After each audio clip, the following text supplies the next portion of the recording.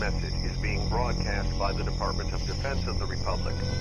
At 2 a.m. Eastern Standard Time, multiple unidentified objects were confirmed to have entered Earth's atmosphere.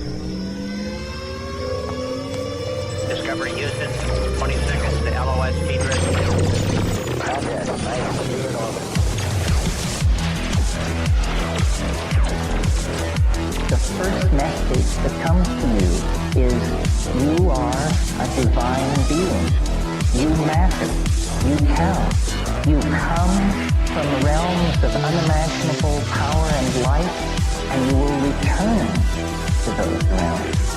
The vast stretches of the unknown and the unanswered and the unfinished still far outstrip our collective comprehension. 5, 4, 3, 2, 1. Broadcasting from Forest Tower Studios, all the way from the Deep South. Now, here is your host, Joe Root.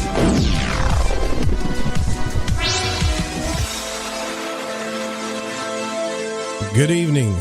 We are broadcasting all the way from the great American South. I'm Joe Roop, and this is Lighting the Void. It is Wednesday night, October the 24th, and the moon is all the way full. Gorgeous night here in Arkansas. Tonight, the scary accounts of the Bell Witch with author and researcher Pat Fitzhugh. This is probably one of the realest, craziest, most horrifying, haunting, and I would say maybe even poltergeist stories heard in America today. And we're going to be talking to Pat Fitzhugh, who is one of the authorities in research on this subject. So it's a little scary, honestly. And I've got the book. Pat signed it for me. And I met Pat at the Arkansas Paranormal Expo and kind of hit it off. And I've been wanting to have him on the show ever since. Now, we are live on lightingthevoid.com. That's the website, lightingthevoid.com. And the network is the Fringe FM, KTLK Digital Broadcasting, which is on a whole host of affiliates: TalkStream Live, TuneIn, Spreaker, iTunes Radio, Radio Garden, all those places. There's a call to listen line, which is 701-719-3971. I want to say thanks to all of you who have supported the show and donated and have shared and liked, and all of the great support you guys have given us over the month. I can tell you for a fact you guys got us through October, so thank you so much. Now, this show is brought to you by Audible. For all those that love audiobooks like me, you can get a free audiobook at audibletrial.com/LTV radio, and you'll get a free audiobook for 30 days, and you'll also get a free Audible original. So go check that out. Also, if you want, you can donate. You can use the Amazon portal, or you can buy a t-shirt. Don't forget to follow, like, subscribe. Everything is Lighting the Void. And the hashtag is LTV Radio. If you want to tweet anything and you want to get my attention, that's the best way to do that. The newsletter should come out, I'm hoping, tomorrow. I'm halfway done with it, and I think you'll like it. Now, tonight, like I said, we're going to be speaking with Pat Fitzhugh, who is the author of The Bell Witch. And Pat is best known for his extensive research and books about the history, legends, and lore of the American South, and his epic investigations of the paranormal. His experience in the field spans nearly 4 decades. His work has been featured in major newspapers and magazines, and he has over 300 radio and TV gigs to his credit, including appearances on the Learning Channel, the Travel Channel, Turner South, and A&E. He also appeared in the 2006 motion picture DVD An American Haunting, starring Sissy Spacek and Donald Sutherland. When he's not researching cases and sharing his findings on radio and TV, Pat can be found speaking at paranormal conferences, teaching classes on paranormal research, and leading live professional investigations of America's most haunted locations. Pat, thank you so much for coming on Lighting the Void. I really appreciate it. And thank you. Nice to be here. How you doing? Well, it's good to hear from you again, man. I remember when I talked to you last time at the Arkansas Paranormal Conference. It was I wasn't that familiar with the Bell Witch, but now the more that I'm getting familiar with it, you can really tell that they got the Blair Witch, idea from that. But I didn't think, like, when I hear stuff like this, I think, nah, that can't be real. This stuff is, maybe something happened. But man, the more I'm studying about it and reading your book and studying everything about it. A lot of things happened, and they're all pretty freaky.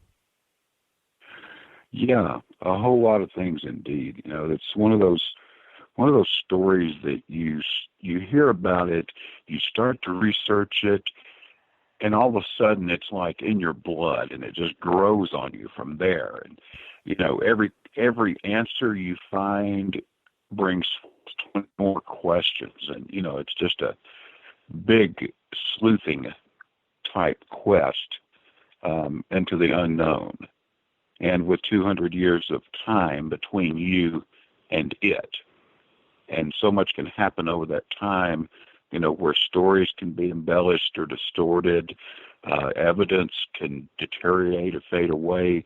You know, it makes it really complicated, but it's in my opinion, one of the most fascinating ghost stories out there. And a lot of people are still attracted to it today. I don't know. Now, this is something I didn't get to ask you last time I talked to you, but do people still have experiences on this property in Tennessee or even the one in Mississippi? Do they still see and hear things to this day? Well, I get emails all the time from people who have visited a Bell Witch-related location and, you know, claim to have experienced different things, such as anomalous photographs, something touching their shoulder or whispering in their ear.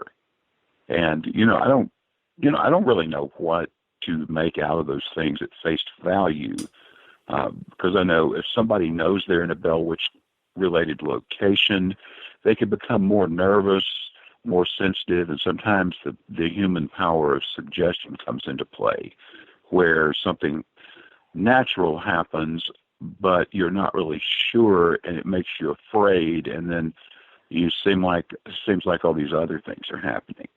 So, it's hard to tell whether, each of these accounts is, just the power of suggestion, or whether they're really paranormal encounters. But I have seen some really, really strange, very intriguing photos taken at the Tennessee and Mississippi locations both. And a lot of people don't even know about, believe it or not, like a lot of people don't even know about this account, so it's like, what, if you don't mind, I mean, you don't have to tell the whole book, but give us a little rundown of what the Bell Witch is about, like what happened. Yeah, I'll be glad to. I'll try to make it little. I can't guarantee it's going to be little because the legend is so involved. Sure. But essentially what happened was John and Lucy Bell moved their large family from North Carolina to Tennessee in 1804. They settled in. Everything went great. They cleared more fields. They bought more land.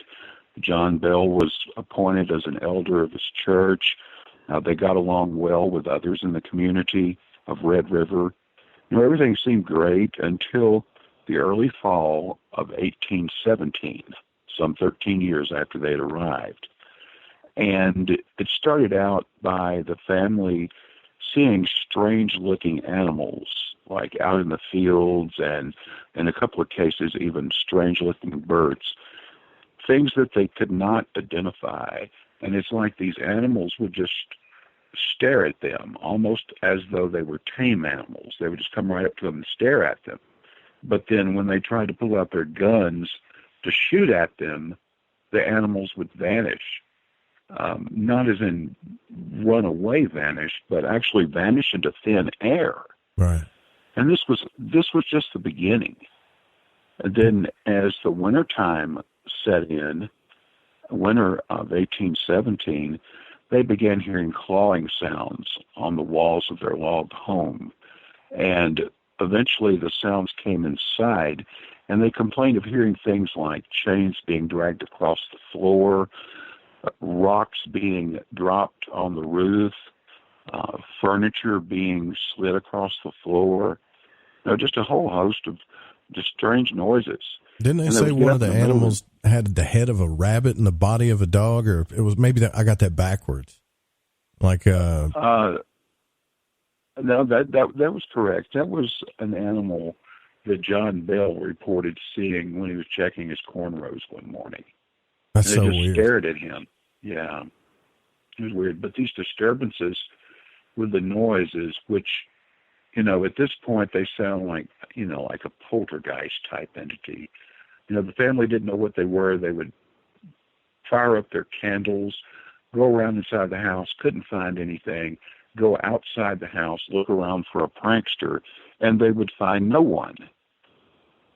Then a while later, it got to where the children would feel their bed covers being pulled back as they lay there trying to go to sleep.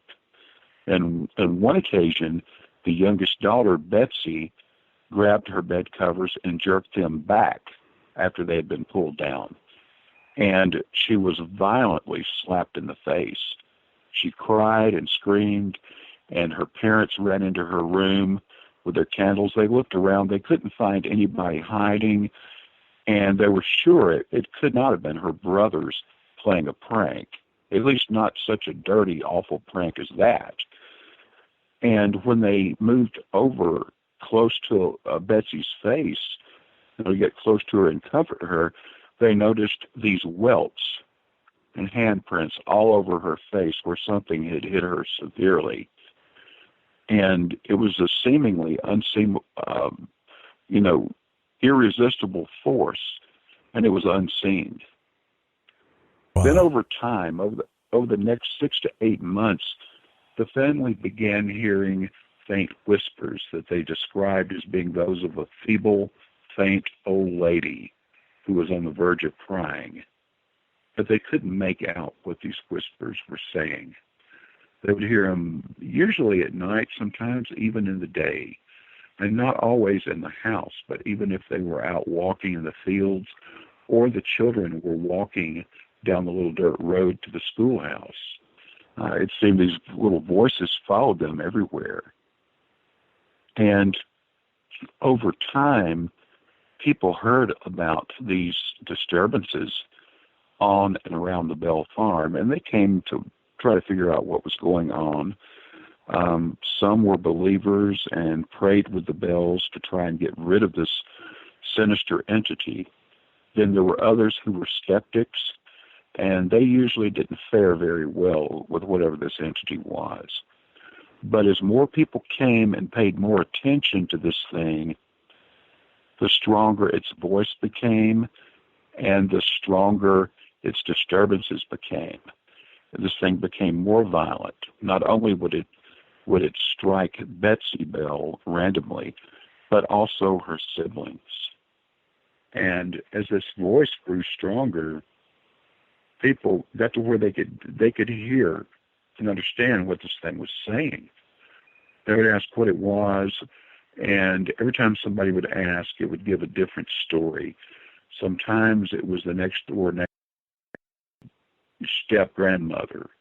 Another time it claimed to be the spirit of someone who was buried in the woods. Another time it claimed to be the workings of a lady who lived up the road by the name of Kate Batts. And unfortunately, the people of the Red River community seemed to believe that this had to do with Kate Batts, not just because it claimed to be associated with her, but because she was perceived as being crazy anyway. So people were saying, yeah, this must be Kate Batts. Now, in my research, I have not found anything that ties her to the legend other than being a convenient scapegoat.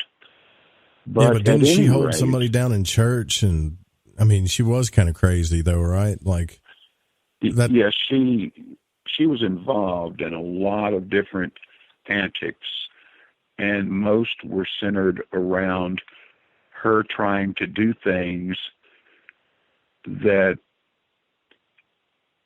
she was not suited to do and say things that she did not know how to pronounce correctly, or using words that she did not know the definitions to. Basically trying to act, how can I put this, trying to act smarter than she really was. I don't know, pompous or something like that, I guess is the best way to describe it. And she had, on occasion, had arguments with different people in the church, including John Bell. No bigger argument with him than she had with everybody else. She also had the reputation of being kind of a busybody. But anyway, people thought this thing had to do with her because it claimed to have been her creation. And at any rate, it started answering to the name Kate, so that's when it earned the nickname of Kate. And finally, one of the preachers, when he asked what this thing was and why it was there, he got an answer, and the answer was to kill John Bell and make him die the slowest, most miserable death possible. Well, people didn't understand that.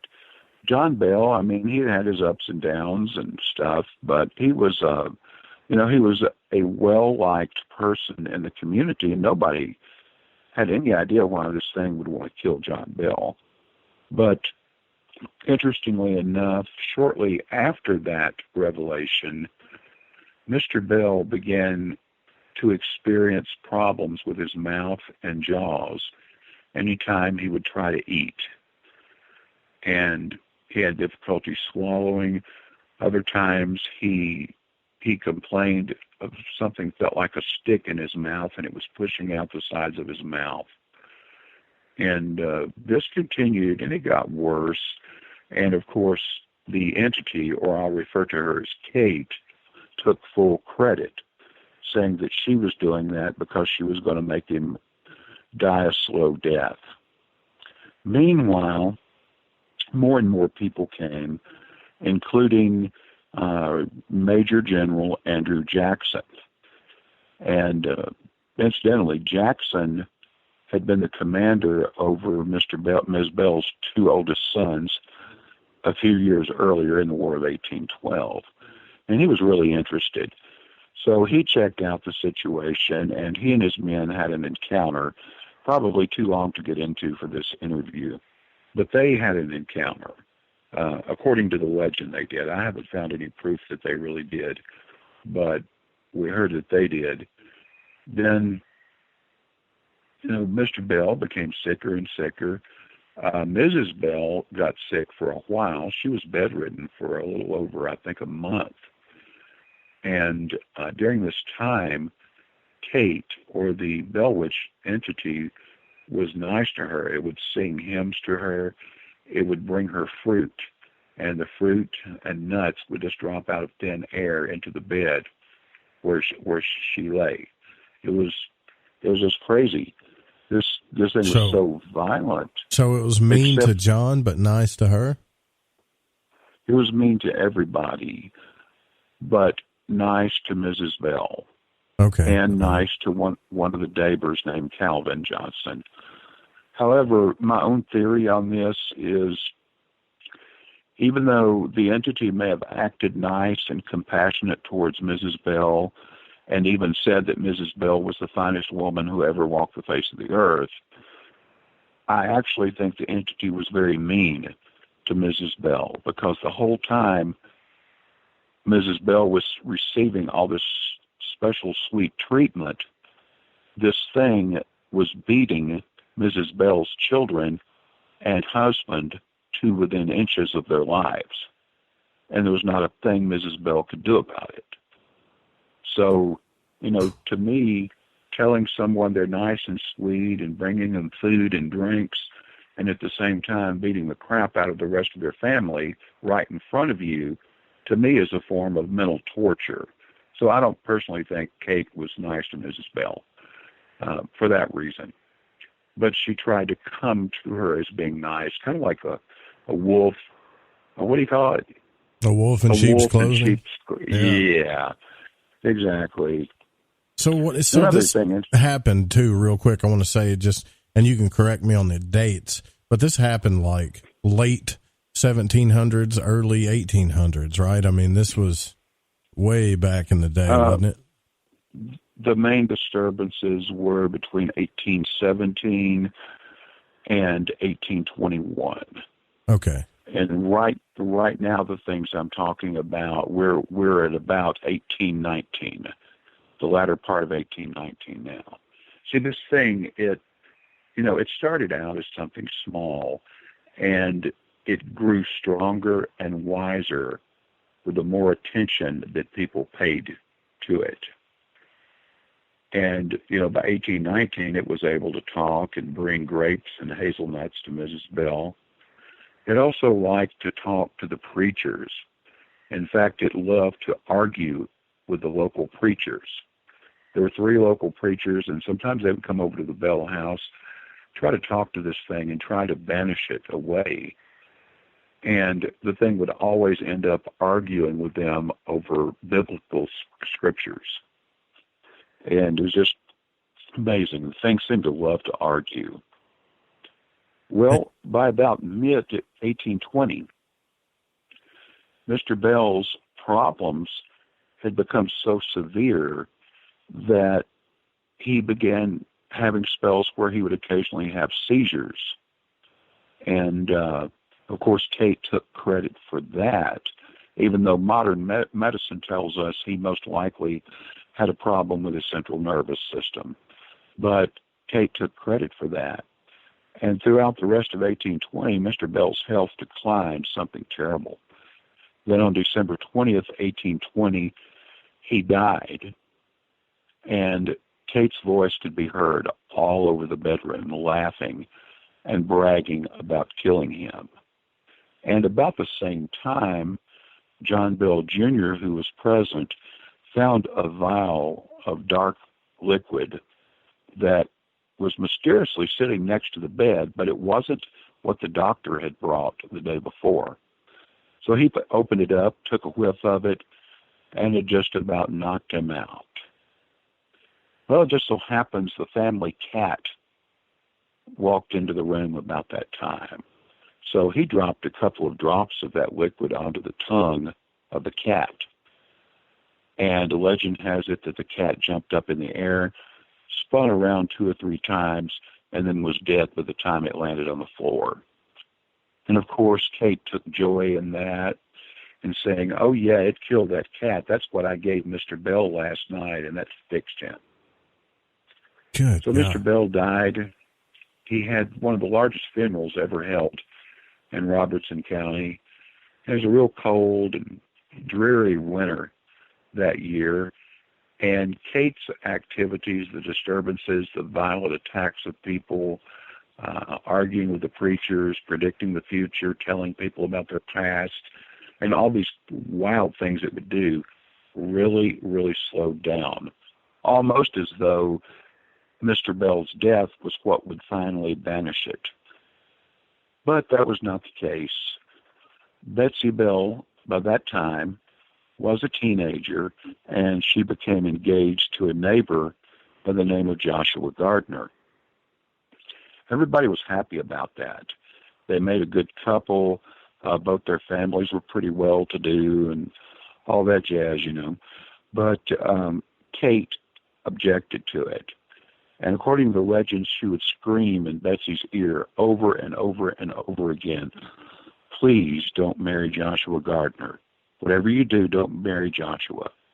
In fact, one account states that she screamed so loud that Betsy's ear even started bleeding. But Betsy and Joshua decided to stay together and not let the Bell Witch get in their way.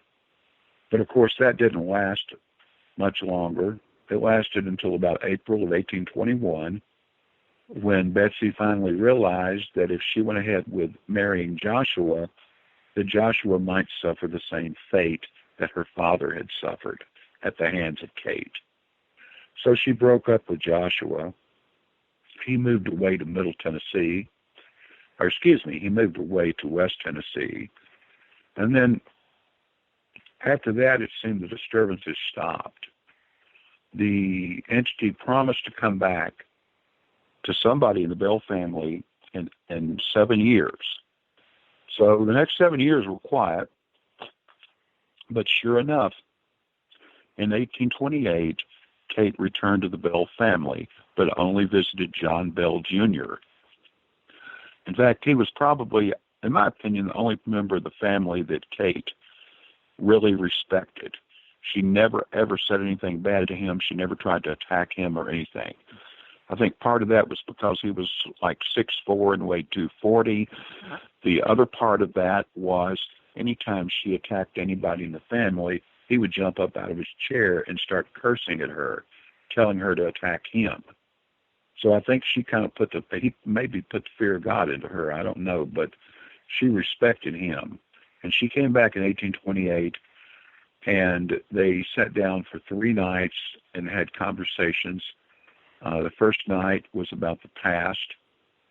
The second night's conversation was about the present. And the third night's conversation was about the future.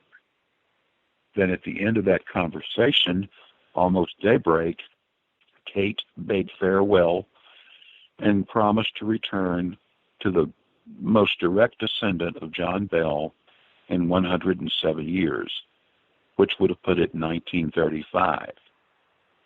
So one question came out of that was, well, did she ever return? And the answer to that is, we don't know. There are multiple conflicting accounts of that. My own mother grew up right there, very close to Ground Zero, and she said they didn't even worry about it.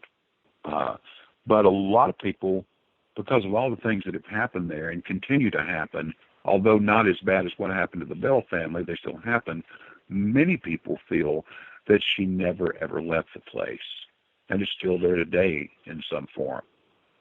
Yeah, and that is my short version of the Bell Witch. I don't think some people really don't know how big a deal this was. Like, you know, there was, the president, didn't the president go down there and try to, like, they took silver bullets and all this other stuff and went down there and tried to say they were going to kill the witch and ended up freaking out and leaving? Well, that was Major General Andrew Jackson. This was several years before he became president. And the legend says that Jackson and men who had camped out on the front lawn were inside the Bell home. They had dinner, then they sang some hymns, then they listened to General Jackson tell about a bunch of old war stories. And at some point, one of Jackson's men spoke up and said, well, we haven't seen anything strange happen here at all, and it's probably because I have a silver bullet, and this thing knows that if it messes with anybody, I'll kill it. And just as soon as he got those words out of his mouth, something hit him right in the center of the back, really hard. He spun around to look, see who hit him, and there wasn't anybody there. But he suddenly felt a very swift kick in his posterior region, and out the door he went, literally kicked right out of the house. Then Kate's voice was heard, laughing and screeching and telling General Jackson that this man was nothing but an old fool and an old fraud. He didn't know anything about her, didn't know anything about the spirit world. He's just nothing but a scumbag. Wow. But then she went on to tell Jackson that there was yet one more scumbag and fraud in his party. But she would not reveal his name until the next night. Well, of course, when that was said, Jackson's men that were with him, they were all, they were ready to leave. They didn't know who was going to be reported. And then one of them was like, okay, I think my wife's going to be having a baby later tonight, or, oh, wait, my mother's sick somewhere, trying to make up every excuse in the world to leave early. But Jackson said, no, if there's a fraud in my party, I want to know exactly who that man is so I can deal with him myself. So, boys, you aren't going anywhere. Go out to your tents and go to sleep. We've got a big day tomorrow and a bigger night tomorrow night. Well, for reasons unknown to this day, at sunup the next morning, Jackson and his men were seen riding with their horses and buggies, riding through Springfield, Tennessee, several miles away from the old Bell Farm, headed back towards the Hermitage where Jackson lived, just outside of Nashville. So we don't know what happened late that to make Andrew Jackson, who was a very strong and very stubborn man, suddenly change his mind and leave like that. Well, that is kind of strange, though. You think he would say something, right? Like maybe he was too afraid to say that he was scared, you know? Maybe so. And none of the men that were with him, there's no record of them saying anything. And of course, this is the legend. Right. Doing my research, we know that Bell's sons fought under Jackson in the War of 1812. We know that Jackson owned a tract of land just a couple of miles from the Bell home. But we don't have any solid proof that Andrew Jackson ever encountered the Bell Witch. Well, he had reason to go up there, but that's it. Well, we're going to take a break. When we come back, I want to ask about some of the strange events that also happened around that time to pretty much everybody, and some of the actual things that happened to these people that are pretty freaky. We'll be right back after these messages.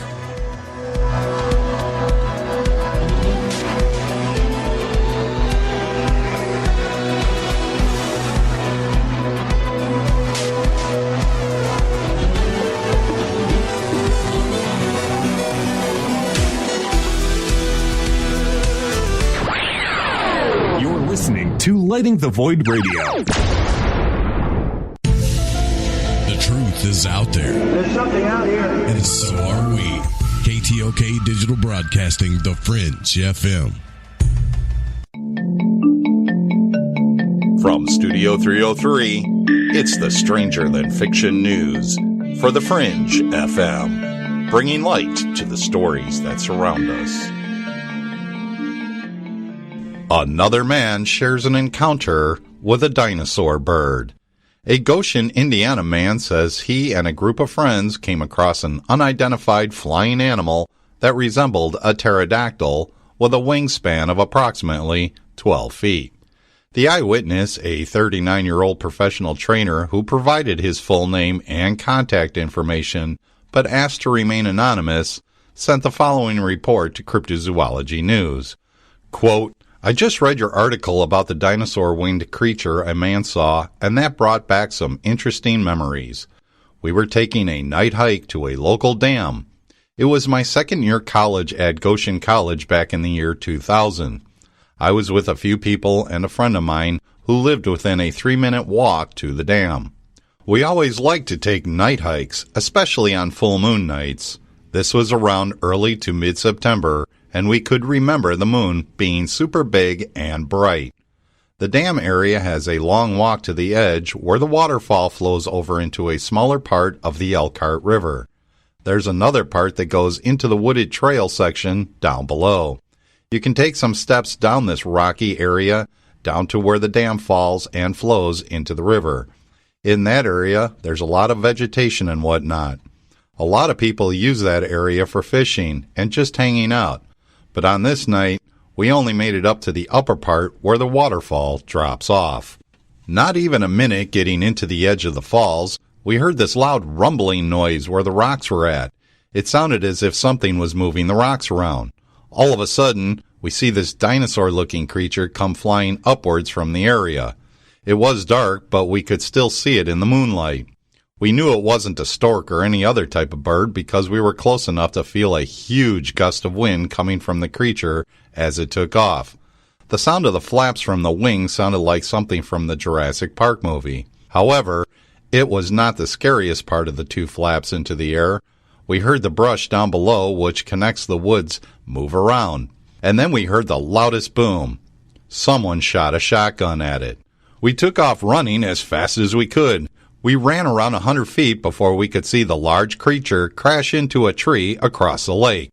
We ended up running back to my friend's house, and not even 3 minutes later, we heard cop sirens heading to the area. The next day, we went to the other side of the dam where we think the creature had landed, and we didn't find anything. We found a bunch of huge broken tree limbs, and that was it. No blood, nothing.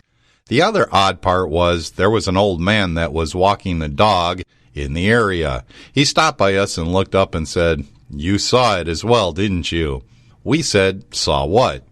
And he said, "The flying thing." "Yeah," we said. And I asked him if he had seen it before. And he said, "I've seen a lot of things in my time I can't explain. Some things you don't want to mess with, others simply just want to be left alone. And this is the second kind." He said it's never harmed anyone or anything that he knows of, and the creature was big enough to carry us off if it wanted to. We asked him about who was shooting at it. He said there are a lot of others who have seen it too, but who knows what their agenda was with it. Probably fame from killing it. This story was posted at cryptozoologynews.com. And that wraps it up for another edition of the Stranger Than Fiction News right here on the Fringe FM. I'm Vance Nesbitt. Stick around for more Lighting the Void with your host, Joe Roop. Alright everyone, this is Justin from the UK. Excuse the chitty. If you're into the Fringe and you want to hear the brass tacks, my old china plate, Joe Roop and his guests on Lighting the Void will open your mince pies. You need to shut your north and south and use your 10-speed gears and listen to them bubble. You could hear a Barry Crocker, no Brussels, but he ain't no holy friar. Anyway, you be the Barnaby Rudge and take a butcher's. This is Jason Lindgren from Crow 777 Radio, and you can hear us 8 p.m. Eastern Standard Time every Saturday night here on the Fringe FM. Howdy, this is Catalina, and you're listening to Lighting the Void with Joe Roop.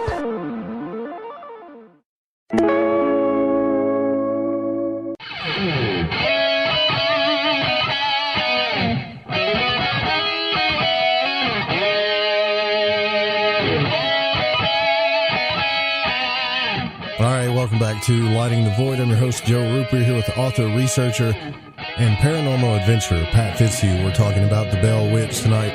Tomorrow night on the program, Lori McDonald's going to be here with us, and we're going to be discussing the UFO phenomena and aliens again, right?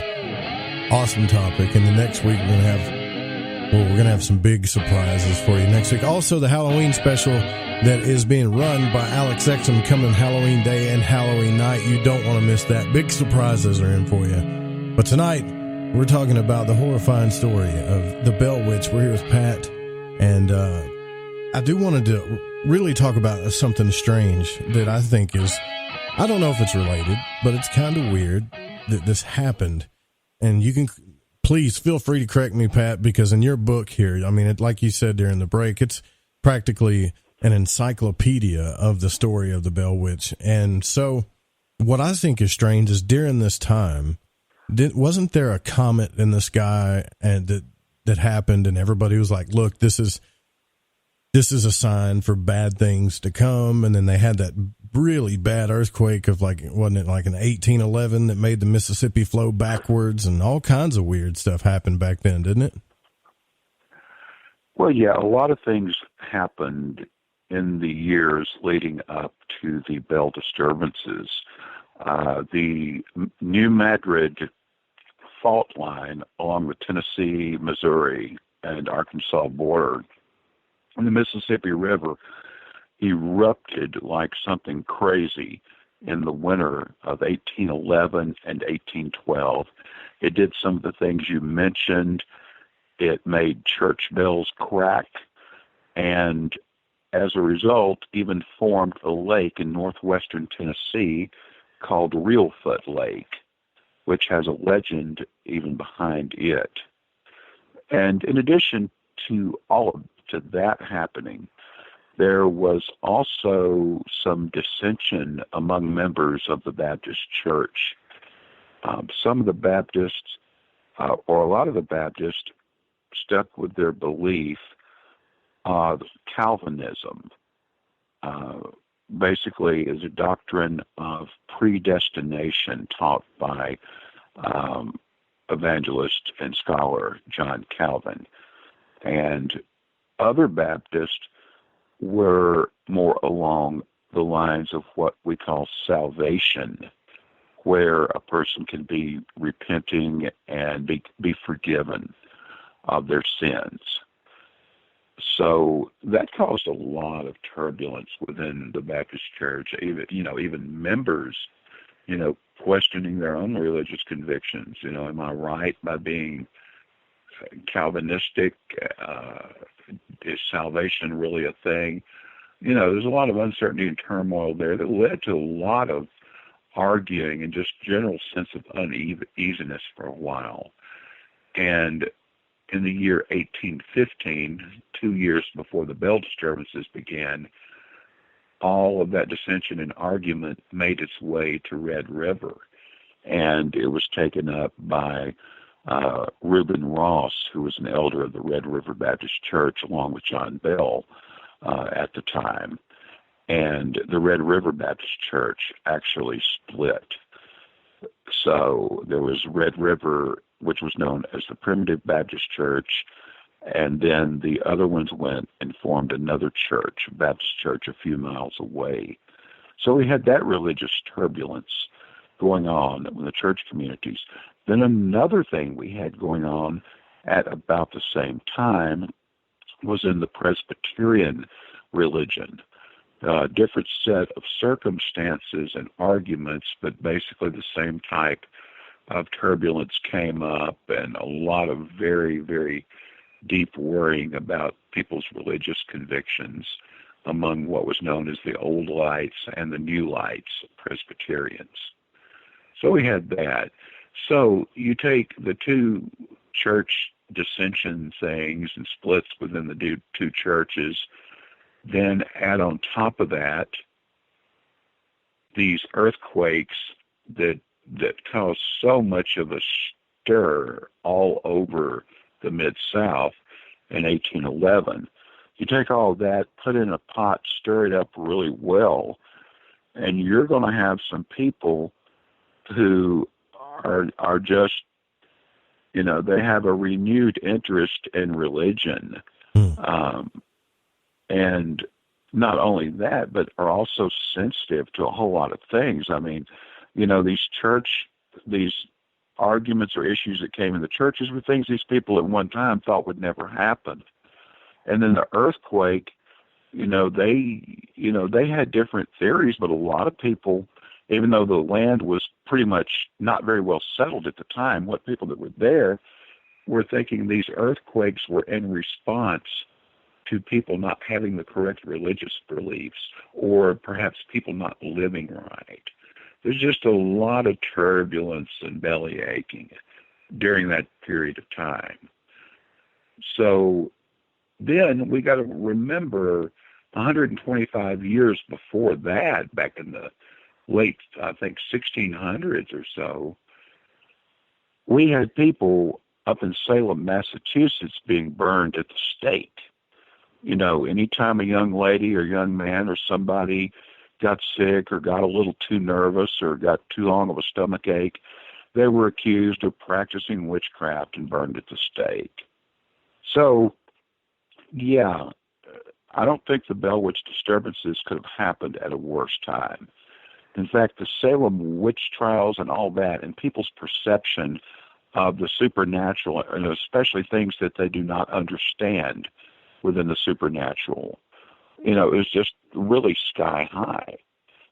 And that was one of the reasons why for the first year of the Bell disturbances, Mr. John Bell did not tell anybody outside the family, and also told his family not to tell anybody, because of what he feared would happen to him as an elder of the Red River Baptist Church if people found out that a paranormal entity lived in his home.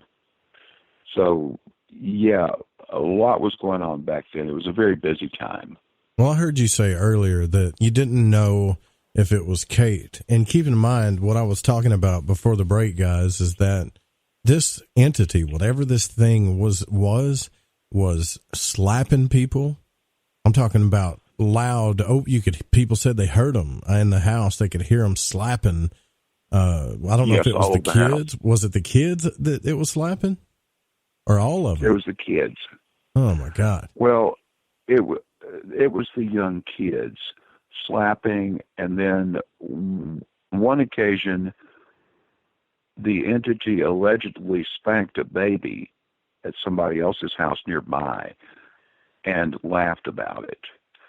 Now, as for the older children of Mr. and Ms. Bell and Mr. and Ms. Bell themselves, the physical abuse to them usually came in the form of kicking chairs out from under them. They would trip and fall for no reason, and then Kate's voice would be heard laughing about it. That type of thing, and being pushed down. Whereas with the young kids, it was more of a spanking and face slapping thing. Oh my gosh! And see, I know what it's like because my dad used to slap the heck out of me when I was a kid. So I'm thinking, I can't imagine what it would be like to be slapped by something that's not there. That's got to be horrifying. But I don't know what freaks me out more, if it's the slapping or the fact that these kids would wake up. I know one of the daughters would wake up with their hair tied to the bed or something like that. Yeah, there were reports that her hair was tied to the bedposts. There was also a report that on one occasion she went into some type of trance-like episode and vomited up a bunch of pins and needles. Oh my God. That's so freaky.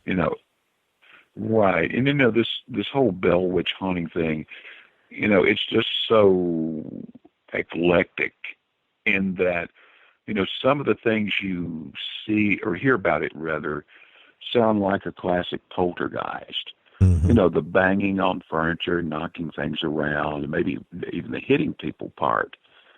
But then these trance-like episodes that Betsy would go into, and the speaking in the tongues and vomiting brass pins and needles and all that sounds more along the lines of a demonic possession. Then this entity develops a voice, is very intelligent, and can actually communicate. That sounds like a spirit. A poltergeist has no smarts. A poltergeist is nothing but a ball of energy. But the spirit has the knowledge. But then again, a demonologist will tell you that some demonic entities, or most rather, actually possess intelligence just like that. That's how they get into people, because they have such great intelligence, especially when it comes to biblical things. And if you remember, I was talking earlier, Kate loved to argue scripture and also loved to tell people who was a sinner and who was not.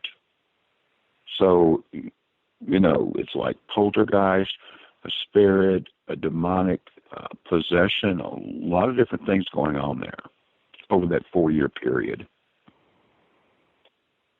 I'm thinking that, so earlier you mentioned that you didn't know, or where you didn't think it was Kate, like everybody thought it was. And who do you think that the spirit belonged to? Or do you think maybe, like you're saying, maybe it was a demon? Well, it took the form of different entities at different times along that 4-year timeline. As far as Kate Batts is concerned, like I say, I found no proof, anything that even remotely suggested she had anything to do with it. And I was also able to debunk several myths about Kate Batts. But, according to the legend, what was hinted about in the earliest accounts is that people thought she was practicing a form of witchcraft called black magic, which involves placing bad spells or doing bad things for your own personal gain. You know, there's different types of spells and magic and all that, but the black magic is the what was considered the bad thing. Yeah. And that she was practicing black magic and was causing all these things to happen. And as fodder for those theories, she was known to go around the settlement or the community at the time asking women to borrow pins and needles. Oh. And if you remember, Betsy threw up pins and needles. Also, she would never ride her mule.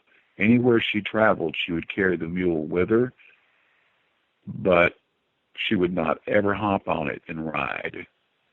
She would always walk beside of it. Why? People of the Kate Batts witchcraft theory state that there was some, I don't know if it was a legend or exactly what it was or a rule or what, but that a witch will not ride an animal. Okay. And that witches would collect pins and needles from people and then take them and stick them into tree stumps. So all these little, it's like all these little strange mannerisms and things that Kate Batts was accused of doing that made her seem so weird are things that some people say are signs of somebody who is practicing witchcraft. But in this case, is black magic, what the type that the things that she was doing towards the Bell Witch. Personally, I don't know if she was a witch or not, but I know, there's no proof or anything that says she was a Bell Witch. I wonder why, because, you've studied a lot of lore and legend. I wonder why the Bell Witch is just so famous. Is it because there were so many people that had testified to weird or strange happenings that it just, I know that Andrew Jackson went down there, but I'm just curious as to what made it so famous as to where everybody in this field knows about it. Yeah, three things. The people knowing about it is a little different as far as how it became so popular, but it has endured the test of time essentially for three reasons. The first of which is all of the people mentioned in the legend, you can actually look them up and prove that they really existed. I'm not talking about the Bell Witch. I'm talking about all the people and places involved. In most legends and ghost stories and things I hear, I try to look people up and can't find them. But in this case, these people were very real.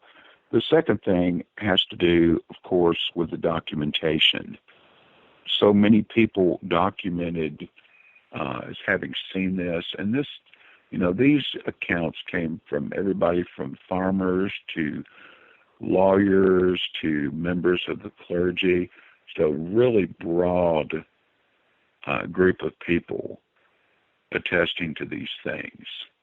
And actually, in cases, even writing them in letters and diaries, manuscripts, and that sort of thing.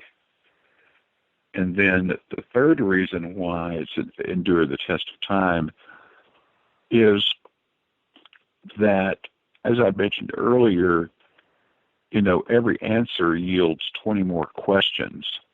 Right. And after all this time, no one has even come close to providing a workable theory about it.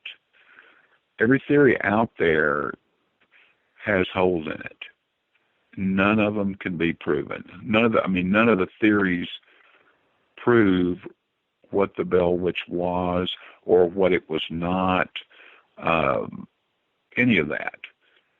So it's an unsolved case. So much so that back around the year 2001, I think it was, a monthly magazine called Failure, did a full spread and everything about the Bell Witch legend.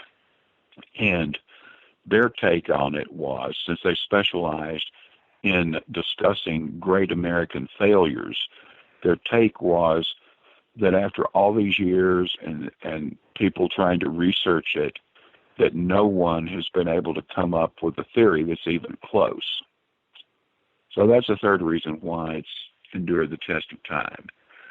Now, as for popularity of the legend, that's a whole nother story. It has primarily been a story associated with and popular in northern Middle Tennessee and southern Kentucky. A few people in other places around the U.S., especially in the South, had heard about it. And I'm talking about all the way up to the 1970s, 80s, and even 90s. You know, a few people heard about it, but it was mainly just a regional case. Even though in the 1850s, the Saturday Evening Post, as well as a newspaper up in Vermont, actually did big articles about the Bell Witch. Still, it was basically a Middle Tennessee story. Then came technology and the internet.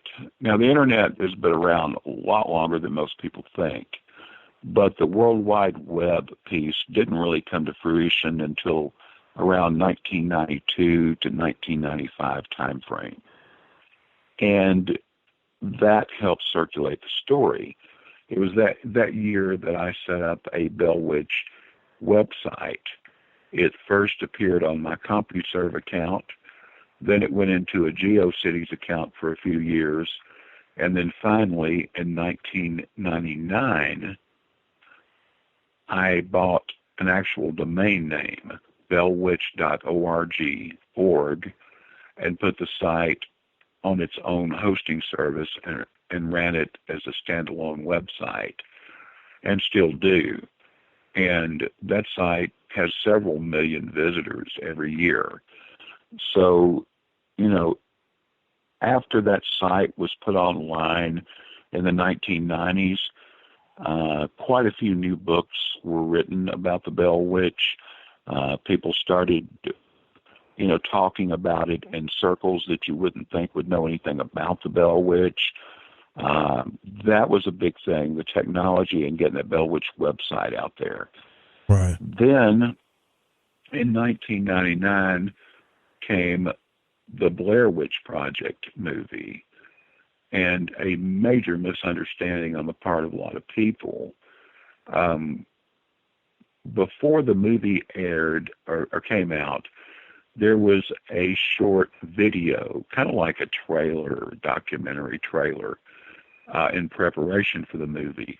It was called The Curse of the Blair Witch. Somebody during that video episode made mention of the Bell Witch. So immediately, people from all over the world who saw that documentary became interested in the Bell Witch because they thought it was the Blair Witch, or that the Blair Witch was a Bell Witch. In other words, they thought they were one and the same or connected in some way. Okay. Then the movie came out. Then, you know, people would go on the internet, all over the internet, and go into Yahoo or Google, type in Bell Witch, or Blair Witch, rather. And the first thing that would come up would be my Bell Witch website. So that brought a whole lot of people to the Bell Witch because of the Blair Witch movie and all the success that movie had. But, you know, on a side note, and I heard this directly out of the horse's mouth from the actual director, the Blair Witch is a fictitious creation, has nothing to do with the Bell Witch, and the name Blair Witch came up because they needed to have some kind of working title for the movie. And one of the guy's friends happened to be Blair. His last name was Blair. So this guy was in a hurry, the director was in a hurry, and says, okay, let's just call it the Blair Witch Project. So that was a working title. Oh. But, you know, it sounded pretty good, so they went with that for the movie. but no connection to the Bell Witch, but it did get a whole lot of people acquainted with the Bell Witch for the first time. Well, I'd like to ask you go ahead, sorry.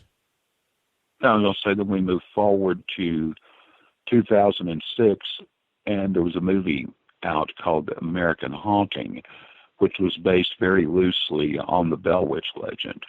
And that turned a whole lot more people onto the Bell Witch.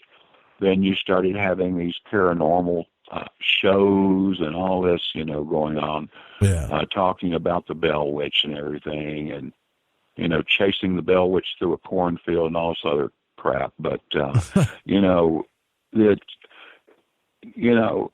so movies, websites, social media, technology, that's what transformed the Bell Witch from a popular regional story to a world-known story. There's a lot of, and I know we got to take another break here, but I'll ask you this on the other side of the break. Maybe just the obvious question. Why didn't the Bells leave? I mean, with all this stuff happening, why didn't they just leave?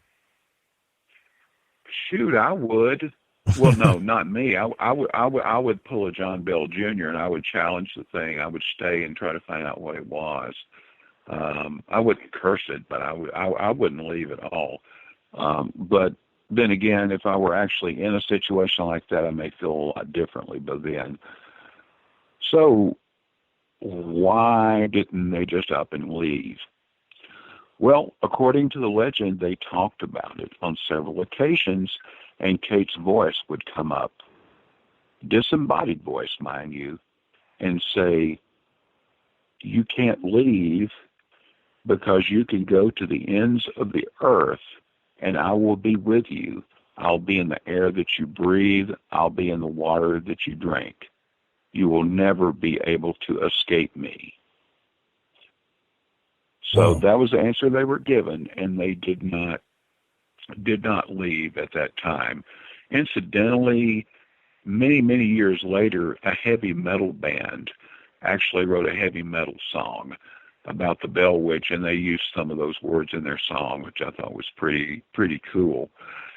But the Bells did not leave during that time. Now, some years later, some of their children moved away to Mississippi, and a brand new Bell Witch legend, the Mississippi version, was born out of that.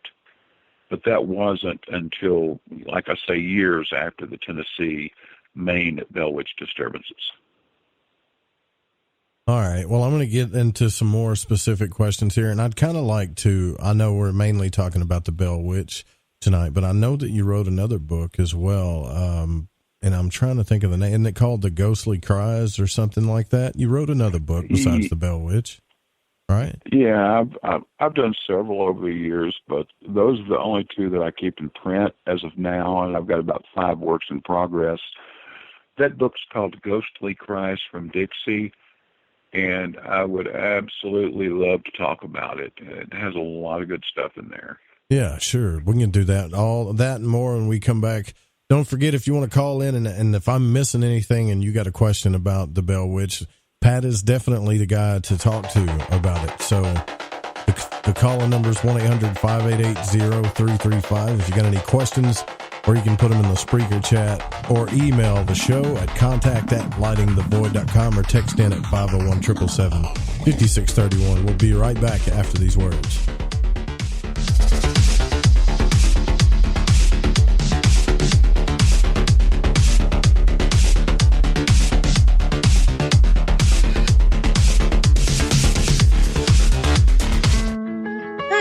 This is Sammy. Join us in the Deep South as we're lighting the void with Joe Roop on the Fringe FM. Live for 3 hours every Saturday night. It's a show that engages the mind, makes you think, and maybe even challenge what you think you know. Hi, I'm Jeremy Scott of Into the Paranormal, where we talk about topics that are anything but mainstream, somewhere between abnormal and paranormal. Bring an open mind and join us for Into the Paranormal, live Saturdays at 6 p.m. Pacific, 9 p.m. Eastern on the Fringe FM. From birth, we have been conditioned to conform to what is normal, conditioned to adhere to authority, and conditioned to repeat what has been told to us as truth. I'm Ryan Gable, and here at the Secret Teachings Radio, I've interviewed hundreds of great guests and done extensive unique research into subjects that span from the paranormal and the occult to health, philosophy, and history. I personally have no affiliations or agenda, except to use objective critical thinking in my analysis of every subject discussed, to empower myself with information and hopefully allow you to do the same. If you want to join me, tune into the Secret Teachings radio broadcast, airing live Monday through Friday from midnight to 3 a.m. U.S. Pacific Standard Time on the Fringe FM. For more information, you can visit our website at www.thesecretteachings.info or email me at rdgable@yahoo.com. Reclaim your active lifestyle with Angioprim. Angioprim is the original liquid oral chelation supplement. Chelation helps remove toxins, heavy metals, and cholesterol in your veins and arteries that can cause blockages. Scientific research proves the active ingredient in Angioprim has superior oral chelation action that helps promote cardiovascular health. Find out more. Go to angioprim.com. Talk to a trained consultant by calling Angioprim toll-free 877-882-7221. Hey, it's Grace. Can we talk about something serious for a minute? Your age. Getting old has its perks. But remember, being a few years younger, you know, your hair was thicker, you didn't have so many wrinkles, that extra weight wasn't haunting you, and you just felt better. Well, we can't turn back the clocks and go back 10 or 15 years, but you can start feeling and looking 10 or 15 years younger with Nature's Youth RSF. It's a doctor-formulated daily supplement that helps your body maintain its peak performance and fight the aging process. Imagine sleeping better, looking better, and feeling better. See how Nature's Youth RSF has helped thousands of people just like you at nature'syouth.com. nature'syouth.com. Imagine how it will feel when your family and friends are asking you what you did to look so good. Your secret will be Nature's Youth RSF. It's time to start looking better and feeling better. Learn more and order your Nature's Youth RSF at nature'syouth.com. That's nature'syouth.com. That's nature'syouth.com. So, you love talk radio? Then you'll love TalkStreamLive.com. TalkStream Live is always on, 24/7, with the best streaming talk shows. Find your favorite talkers and discover some new ones. It's free, readily available online or on mobile with any smartphone or tablet. Finding your favorite talk shows all in one place has gotten a whole lot easier. Just go to TalkStreamLive.com. Be sure to download the free apps from Google Play or the iTunes App Store. Want to know what's on the Fringe FM? Check out our schedule at thefringe.fm. Hey, Fringe FM listeners. Did you know that when you're on the road with limited data or no Wi-Fi available, you can still listen to every minute of the Fringe FM by calling 701-719-3971. No smartphone app or internet needed. Saves your data plan and no extra cost if you have unlimited minutes. Call 701-719-3971. That's 701-719-3971. Listen to the Fringe FM on any phone, anytime, anywhere.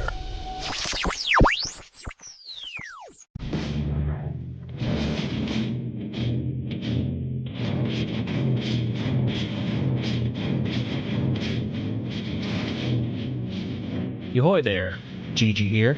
And I'm Cortana, and we're here to take you on a journey through all things paranormal, metaphysical, ufology, and even psychedelic on our show, Shift Happens, live every Friday night from 7 to 9 Pacific, that's 9 to 11 Central, right here on the Fringe FM. And remember, don't feed the archons, feed ducks instead. Duck up.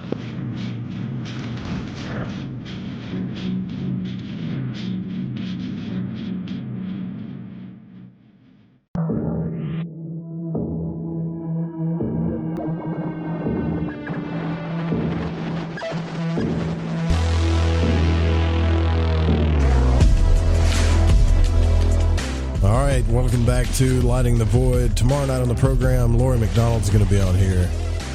It's going to be a really interesting show. First time I ever got to talk to her, but this is the first time Pat Fitzhugh's been on the show. We're talking about the Bell Witch tonight. Freaky, really freaky story, I must say. And it's not, well, after I've researched everything on it, I think it's real. But I never did ask you, Pat, what your thoughts were about it. Like, if you think that this actually happened, or, I mean, because you seem like a rational, intelligent guy. Do you think that these things, these accounts, the slapping, the hair tying, those types of things really did happen to these people? Well, the short answer is, since I was not there and did not personally see it happen, I cannot say that it happened. But at the same time, I can't say that it didn't happen. What I do know that happened for sure is that the story got bigger and bigger in terms of popularity. And it started out big as it was, but then it got bigger and bigger. It has still not been solved even today. So the big question that puts into my mind, and what I look for in my research, is what happened to cause all of this hoopla. Mm-hmm. What caused it? How can a story from what back then was the backwoods of Tennessee that all took place, or allegedly took place, in a 6 square mile area, what about it makes it such a popular story today, such a difficult case for people to research, and why every time you make any stride or find any answer, you're always faced with 20 more questions? So, you know, perhaps it was an entity named Kate who visited the Bell family and wreaked havoc for 4 years, tore the family apart and killed the father. Perhaps it was nothing like that, but something else. You know, right? Whatever caused that story, there was definitely something there that caused that story, no doubt about it. But I don't have any solid proof that it was something supernatural or paranormal, or whether it was a scientific type thing, a geological type thing, or even somebody playing a hoax or some kind of elaborate trick, or actually several people acting in collusion trying to pull off an elaborate hoax. You know, I don't know, but I do know there's something behind it. Well, I'm just thinking, like, you know, you're very interested in the paranormal. You're very, and not only are you interested in it, man, you're very thorough, you know? So when I see somebody that is very interested and intelligent and very thorough in their work, and this is a great book, by the way. I don't even know if I ever told you that, but this book is great. Oh, well, thank you. I appreciate it. I appreciate it. You're welcome. And I think that either something happened to you that got you interested in this, or you're just fascinated by it. But I'm wondering if have you ever had any type of paranormal experiences yourself? Well, I have had experience. Let's see, the best way to put it. I have had experiences that I've not been able to explain. Whether those are paranormal or not, I don't know. That's just part of my being a balanced researcher. You know, I don't say anything is definite without rock solid proof. You know, I don't enter a case hoping that it's going to be paranormal or refusing that it's going to be paranormal and ruling paranormal out either. You know, I try to keep a balance on everything. So, you know, with that being said, a couple of things that I'll mention a couple of things. Well, first, right off the bat, I did a lot of paranormal investigations different places where either a group of friends, I would go with a group of friends, set up the scientific equipment and actually conduct an investigation, or a public investigation where we rent out a big place and sell the tickets, and then people come and I lead the investigation and everybody investigates. So, I've had a lot of paranormal investigations of each type. And, some of those investigations, we go away empty-handed. Nothing happens that we're unable to explain. But then other ones, some very strange things happen. So there's that. And those experiences are too numerous to even go over. They're all different and very fascinating. There's just too much ground to cover right there. But as far as Bell Witch research is concerned, a couple of things come to mind. First, when I was there, I think it was maybe a year or two before the first edition of the book. And by the way, even though the book was written many years ago, I do update it every couple of years, so to keep it current. But anyway, maybe a year or so, I can't remember, either before or after the book was first written, I was up there shooting video around the Adams, Tennessee area for a documentary I was going to put together about the Bell Witch, but ran out of time and never got around to doing. And at one point, I had to pull off the side of the road. I was going to shoot some what we call B-roll. And I shot some B-roll of the countryside. And I got back to my vehicle, and I was about to put my video camera up. And I noticed a couple of rabbits, maybe 20 feet away, which is pretty close. And they were playing in the field together. It was like one was chasing the other one for a while. They were going in circles. Then the other one would chase the one that was chasing him. Just having a good old time. These old rabbits playing chase. So, for whatever reason, I said, well, what the heck? I turned on the record button on the video camera and I just recorded them playing.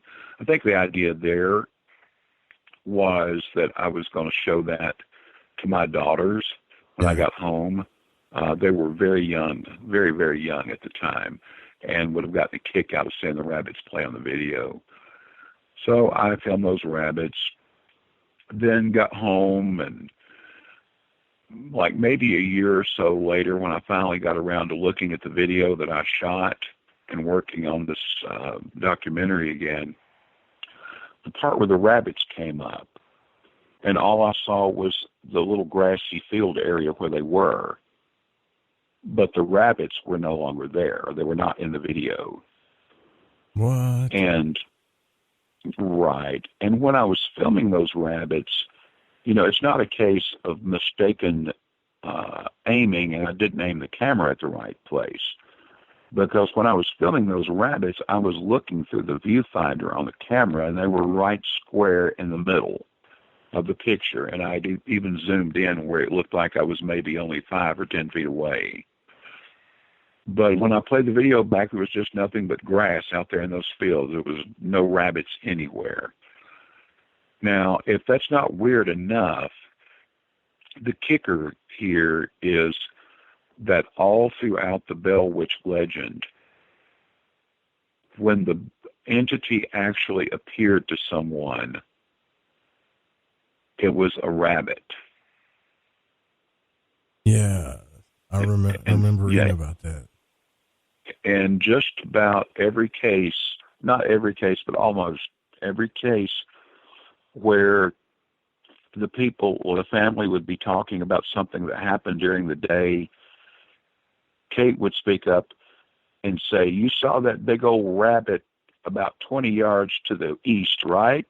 They'd say, "Yes, we did." And she'd say, "Well, that was me." And this happened on a lot of cases. Bell Witch and rabbit seem to be synonymous for some odd reason. So that experience I had was very, very strange. I cannot explain why the rabbits disappeared off there, but everything else was perfectly fine and intact. But I can't necessarily say it was paranormal, Now, if Kate actually visited me and told me that she did it, and I had a way to capture her saying that, her testimony, then I may say, yeah, it was paranormal.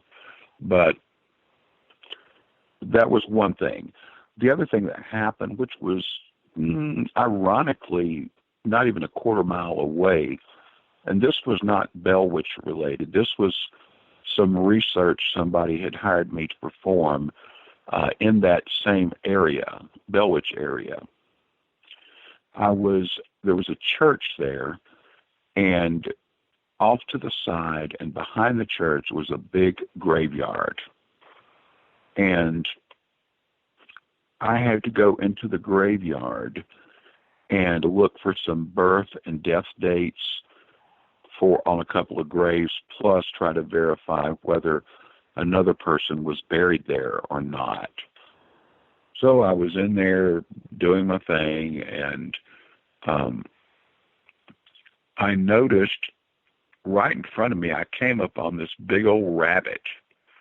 So yeah, this was another rabbit story.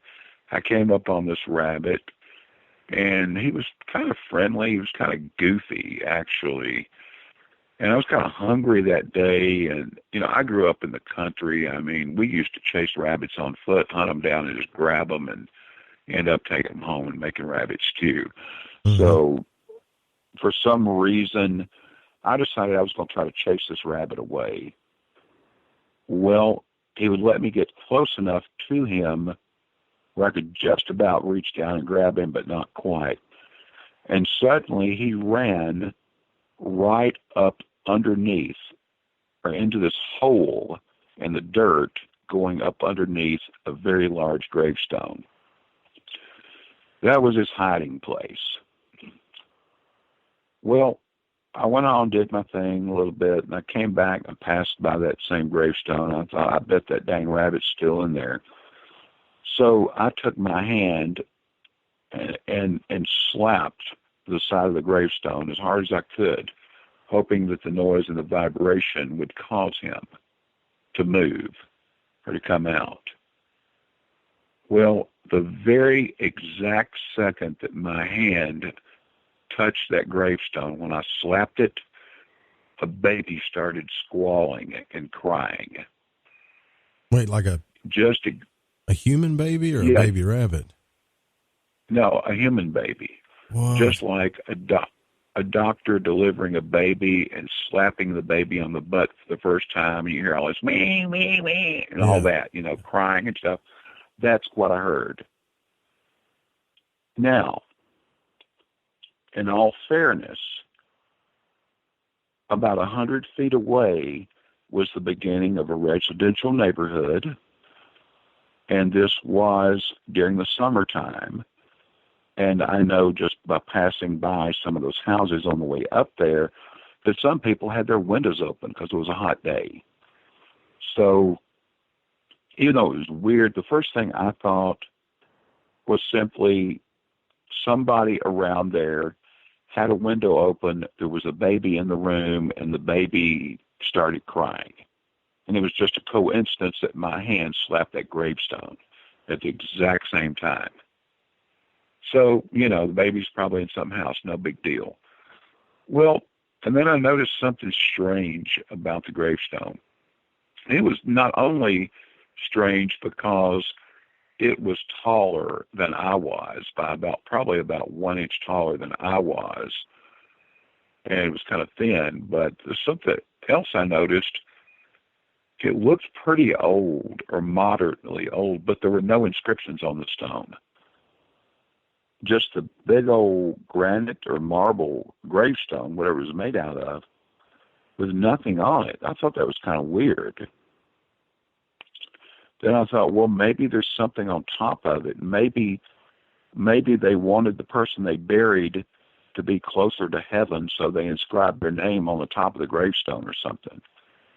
But I sat down my notebook, everything I had. I threw my hands up there at the top of that gravestone and pulled myself up, all the way up, so I could look and see what was on the top. And sure enough, there was a name and birth and death date up there.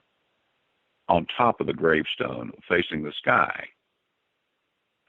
And it had a name, and it said infant son of, and then it had the parents' names. Whoa. Yeah, that is weird. So that's when it got real. Well, it got real weird. You know, I slapped that tombstone. I think it's a baby in some house nearby. And then I come to find out that that huge tombstone was marking the grave of an infant baby. So that's another thing. I can't say it was paranormal, but then again, I can't say it's just a weird coincidence. I don't know what it was. Well, you're from the South, too. You know what a baby bunny sounds like. They kind of sound, well, they don't really sound like a baby crying. You can tell the difference, but they do kind of cry a little bit like that, you know, little ones. Yeah, they whine and whimper, but this wasn't a little one. Right. This was a mature one. This was mature. He wasn't little. He was either average size or maybe even a little bigger than average. I don't think it was a baby. But I mean, I won't rule that out either. Yeah. Well, you know, we've talked a lot about on this show, the afterlife, angels, you know, out of body experiences.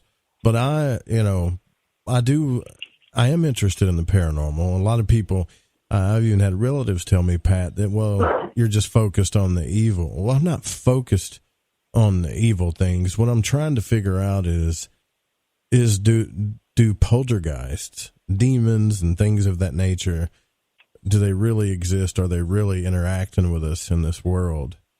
And the reason why that I'm fascinated with the Bell Witch account is because not is it just a popular legend, but there's so many people involved. There's too many, I guess you could say, witnesses, according to the accounts, that said some weird stuff's going on. When you have that many people talking about it, I think something surely happened.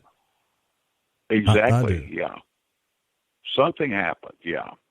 Like I said earlier, I don't personally know what happened, whether it was paranormal or not, but something happened to get that many people talking.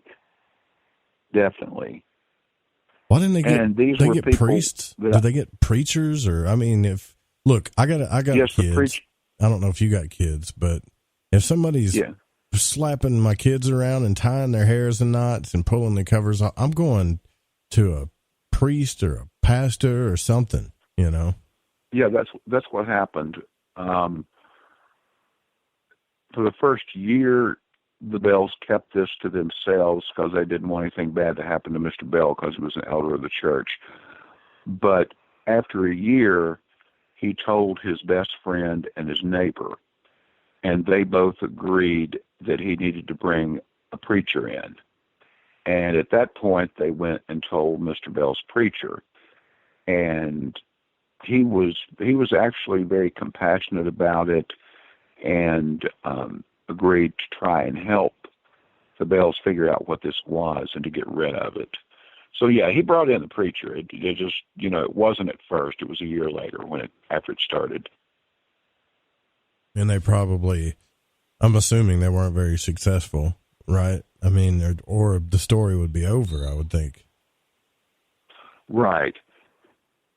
And according to the legend, Mr. Bell, his best friend and neighbor, James Johnson, and it started out with Reverend Fort, who was the preacher at Red River Baptist where Mr. Bell went. But then after a while, two other preachers were consulted, and they would come. They were brothers. Their last name was Gunn. They were Methodist preachers, and they, too, lived right there in the Red River community. And it is said that Mr. Bell, Mr. Johnson, and the three preachers would meet just about every night, every other night in the Bell home really late after everybody went to bed. And they would try and communicate with this thing to find out what it was and what it wanted and how they could get rid of it. And to keep it downstairs where it wouldn't bother the children upstairs. So yeah, the preachers were brought in and everything. But I think later down the line, after this thing developed voice, I don't know that the preachers were really glad or happy that they'd been brought in, because this thing would curse at them and then argue religion and argue the scriptures with them constantly. Wow. All right. Well, that's see, that's even scarier to me. If the preachers can't do nothing about it, then what are you going to do to get rid of it? Are the Bells still alive today? I mean, do they have descendants that you're aware of that are alive at this present day? They do. They have descendants scattered all around the country. The majority of the descendants are in the Middle Tennessee area and in northern Mississippi. There's also a fair number in Arkansas and a fair number of descendants in Texas. Okay. All right. And I've spoke. No, go ahead. Sorry. No, I've spoken with a lot of those people. Not all of them, because there's so many. But over the years, I've spoken with a lot of them. I spoke with a lot of them before I wrote the book, in preparation of the book, and not all of them are believers. The thoughts about the Bell Witch are varied. A few are believers, believe every word of it and know a lot about it.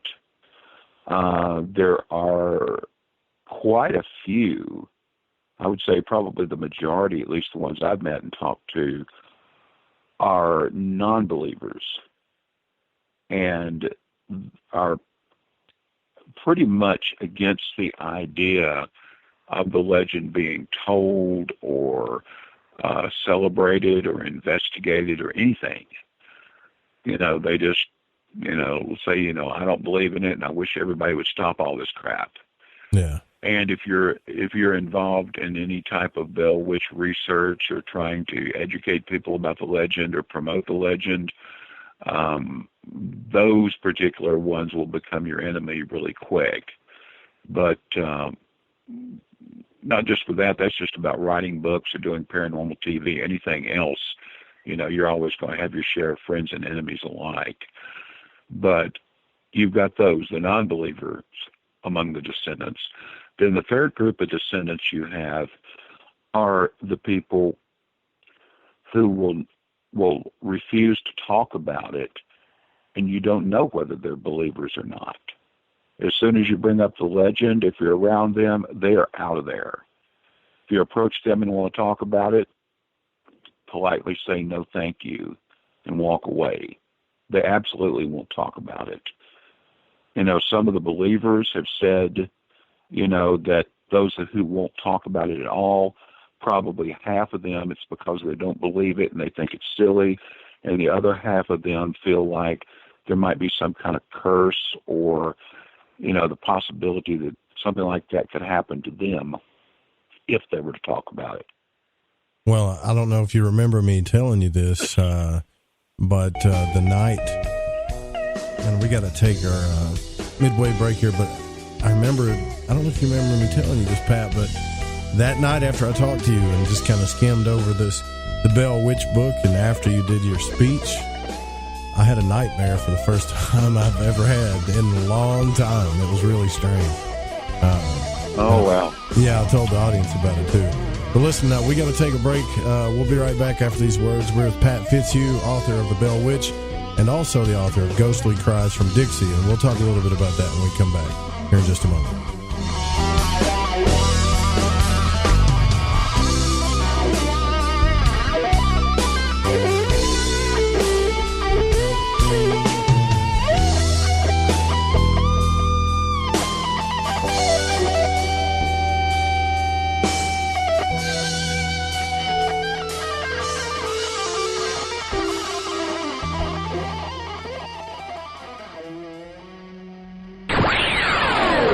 Listening to Lighting the Void Radio. This is Rev Dan Lopez from Spiritual Warrior Today Radio, and you're listening to KTLK, The Fringe FM.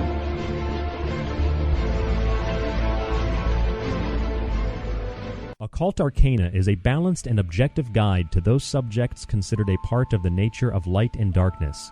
Addressed in this text is a compilation of material that will provide new perspectives and awaken latent abilities that we all possess. The content herein shall provide magical sustenance for adept and novice alike, and will help strengthen the cornerstone of mystic understanding and alchemical transmutation.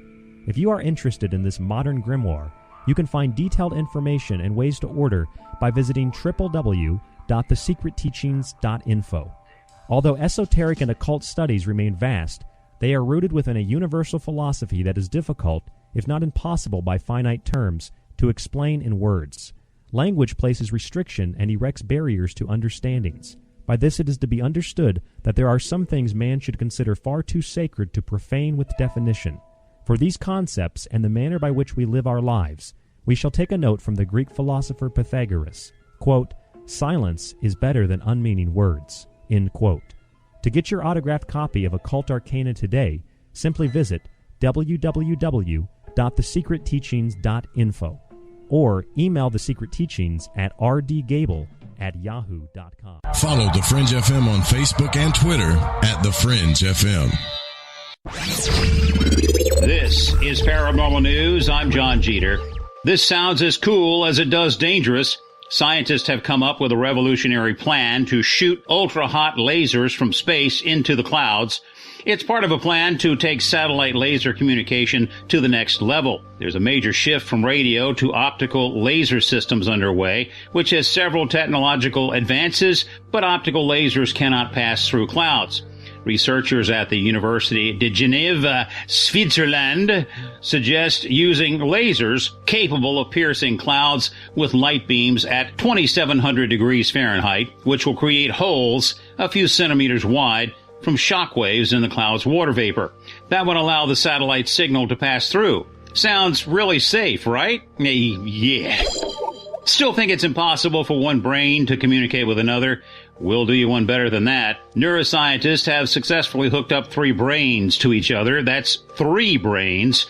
They're able to share thoughts and play games through a system known as BrainNet. If brains can understand each other's signals, then imagine what we can do with those signals. It sounds like science fiction, but reality is closer than we think. Researchers from the University of Washington and Carnegie Mellon University say it's possible through EEGs, which record the brain's electrical impulses and transcranial magnetic stimulation, where neurons are stimulated using magnetic fields. BrainNet could eventually be used on a larger scale and teach us more about how the human brain functions at a deeper level. They write, "To our knowledge, it's the first multi-person, non-invasive direct brain-to-brain interface for collaborative problem solving." Well, that all sounds nice and rosy, but we know one day it'll be used for nefarious purposes, man. Connect with the news at paranormalradio.com. I'm John Jeter, Paranormal News. Are you intrigued by Paranormal Talk Radio? You'll love the new Paranormal Radio app from TalkStream Live.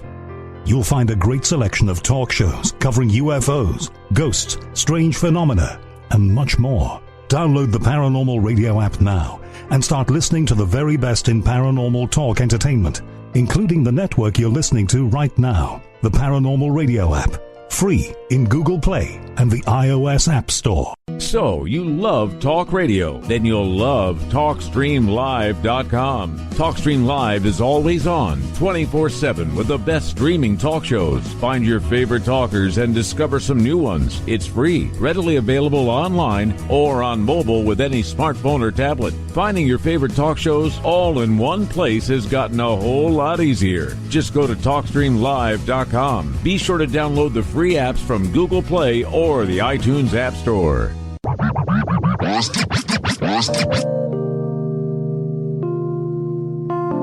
This is Elle. I listen to Lighting the Void because it's interactive radio with good content, interesting guests, and a humble host, sharing his journey through the esoteric. Hey, Joe Roop. Thanks for having us along for the ride. Thank you so much for a delightful evening. Well, I got a lot of ground to cover.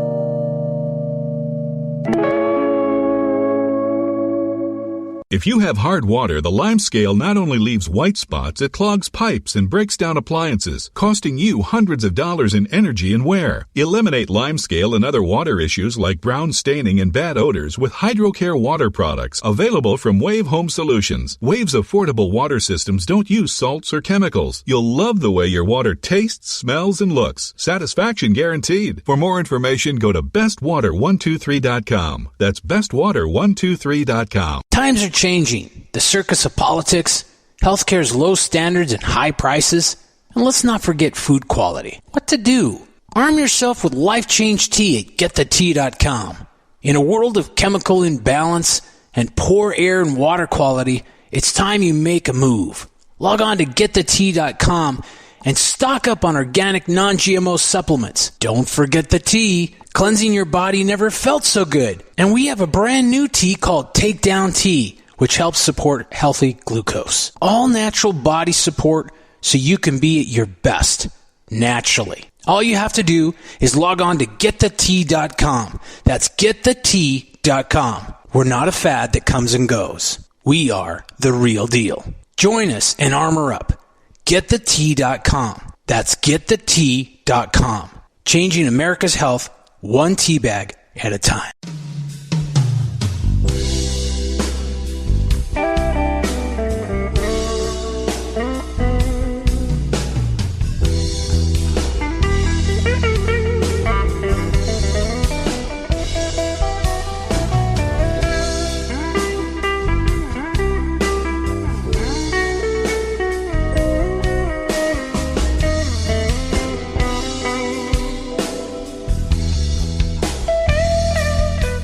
Welcome back to Lighting the Void. I'm your host, Joe Roop. We're here with Pat Fitzhugh, author of The Bell Witch, the full account, and also author of Ghostly Cries from Dixie, which I did want to ask you about that book too. But,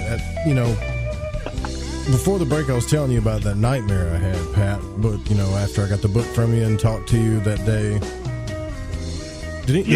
Has anybody else talked about stuff like that after they had gotten this book from you? Oh, they have, and they still do. It's really odd. I think, part of it has to do with the setting. You get a book about some paranormal case, and all of this spooky stuff happening, all these thought-provoking passages and everything. You lay down and read it right before you go to bed late at night. Just something about that setting, I think, because that is where and when most people say something happens. I've had a lot of people over the years tell me that they were lying in bed, reading the book, and decided to shut off the light and go on to sleep, and they would set the book down on the desk next to the bed. Then the book would burst into flames. Oh, my God. Yeah. Now, of course, knowing me, you know what my first thing out of my mouth was, or my response was, wow, sounds interesting. Please send me a video of this. Right. Yeah. And of course, they never did. That's the researcher and the skeptic in me. Oh, really? This happened? I want a video or a picture. Otherwise, I think maybe you fell asleep too soon and you're accidentally dreaming. If it burst into flames, how did you finish the book later? You said you finished it. But anyway, a lot of people have said it burst into flames. I had one guy one time insisting that the photo on the front of the book was his barn, which it wasn't. It was one that looked like it, but it wasn't. I had another person that said it was a picture of her on the cover of the book, and it wasn't. And just kept on and on about that. But then a lot of people have said they've read the book and said it somewhere, and although it didn't burst into flames, that the book would just literally disappear. I'm talking even people who lived alone, where there wasn't anybody in the family to grab a copy of the book, and they say they didn't even have anybody in the house at the time. It was just there where they put it, and then an hour later it was gone and they never found it again. So, there was that. Then there was one lady threatening legal action because she said she read the book and it made her try to commit suicide. So, there's just all kinds of stories about what happens when people have that book. Whether it's because it conjures up wild thoughts in their imagination, I don't know. Whether the book is haunted, I don't know. But I think it's haunted. Going on with it. Not to mention, you put sweet dreams in when you signed mine in here, which doesn't really help. No, I think I said pleasant. Oh, pleasant dreams. That's right. Yeah, I'm looking at it. Yeah, now. big difference. Sweet and pleasant. But right now, I'm sitting next to 3 cases of that book, and there's 60 copies in each case. That's 180 copies. None of them have burst into flames. The boxes haven't suddenly rolled over. I'm not hearing voices come out of the boxes or anything. So I guess I am exempted or immune from whatever curse might be on the book. Well, you're probably just a messenger, but it does, like, I was telling you during the break, this thing does. It gives me a creepy feeling. And sometimes I read at night if I can't sleep. And this is so I'll spin the chair around and look at the bookshelf, say, which one do I have I not finished? Because I'm usually reading like 4 or 5 books at once. I'm not reading this thing, not this one, at nighttime. I can't. Because I know I'm going to have bad dreams, man. There's too many. I mean, what we're talking about tonight, as far as the Bell Witch goes, is just a generalization. This thing is, when I say the full account, every little thing, I think, as far as you know, right, Pat, that's been talked about with the Bell Witch, all the occurrences, all the weird things that have happened, tons of different things have happened are in this book. Yeah, it covers a lot of area, and not only in terms of what happened and who was involved, but also where things happened. There are stories, Bell Witch stories, from North Carolina before the Bells ever came to Tennessee, just as there are Bell Witch stories from Mississippi after some of the Bell children moved to Mississippi later in life. So, all that's covered in the book. And also the book begins with the early 1800s and then goes all the way up to modern day. So that's why I decided to call it the full account, because it covers all 3 states and it goes from past to present. Yeah, that's why it's called the full account. And a lot of people don't talk about it going to Mississippi, which is cool. I'm glad that you put that in there.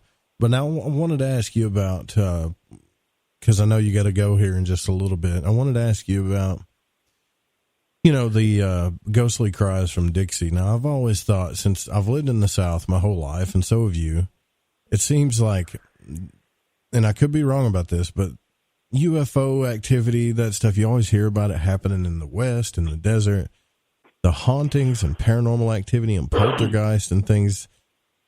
The biggest stories, at least in my perception, come from like the southern areas. Yes, yeah, most definitely, and a lot of reasons for that. One of which is the South and Southeast is what a fellow author described as a dark and bloody ground. So much has happened in the South over the years, whether you're talking about wars between the settlers and the Native Americans and people getting scalped, whether you're talking about travel disasters, natural disasters, civil war. There's been so much bloodshed and so many tears shed from so many tragic events. And all of those things are conducive to hauntings.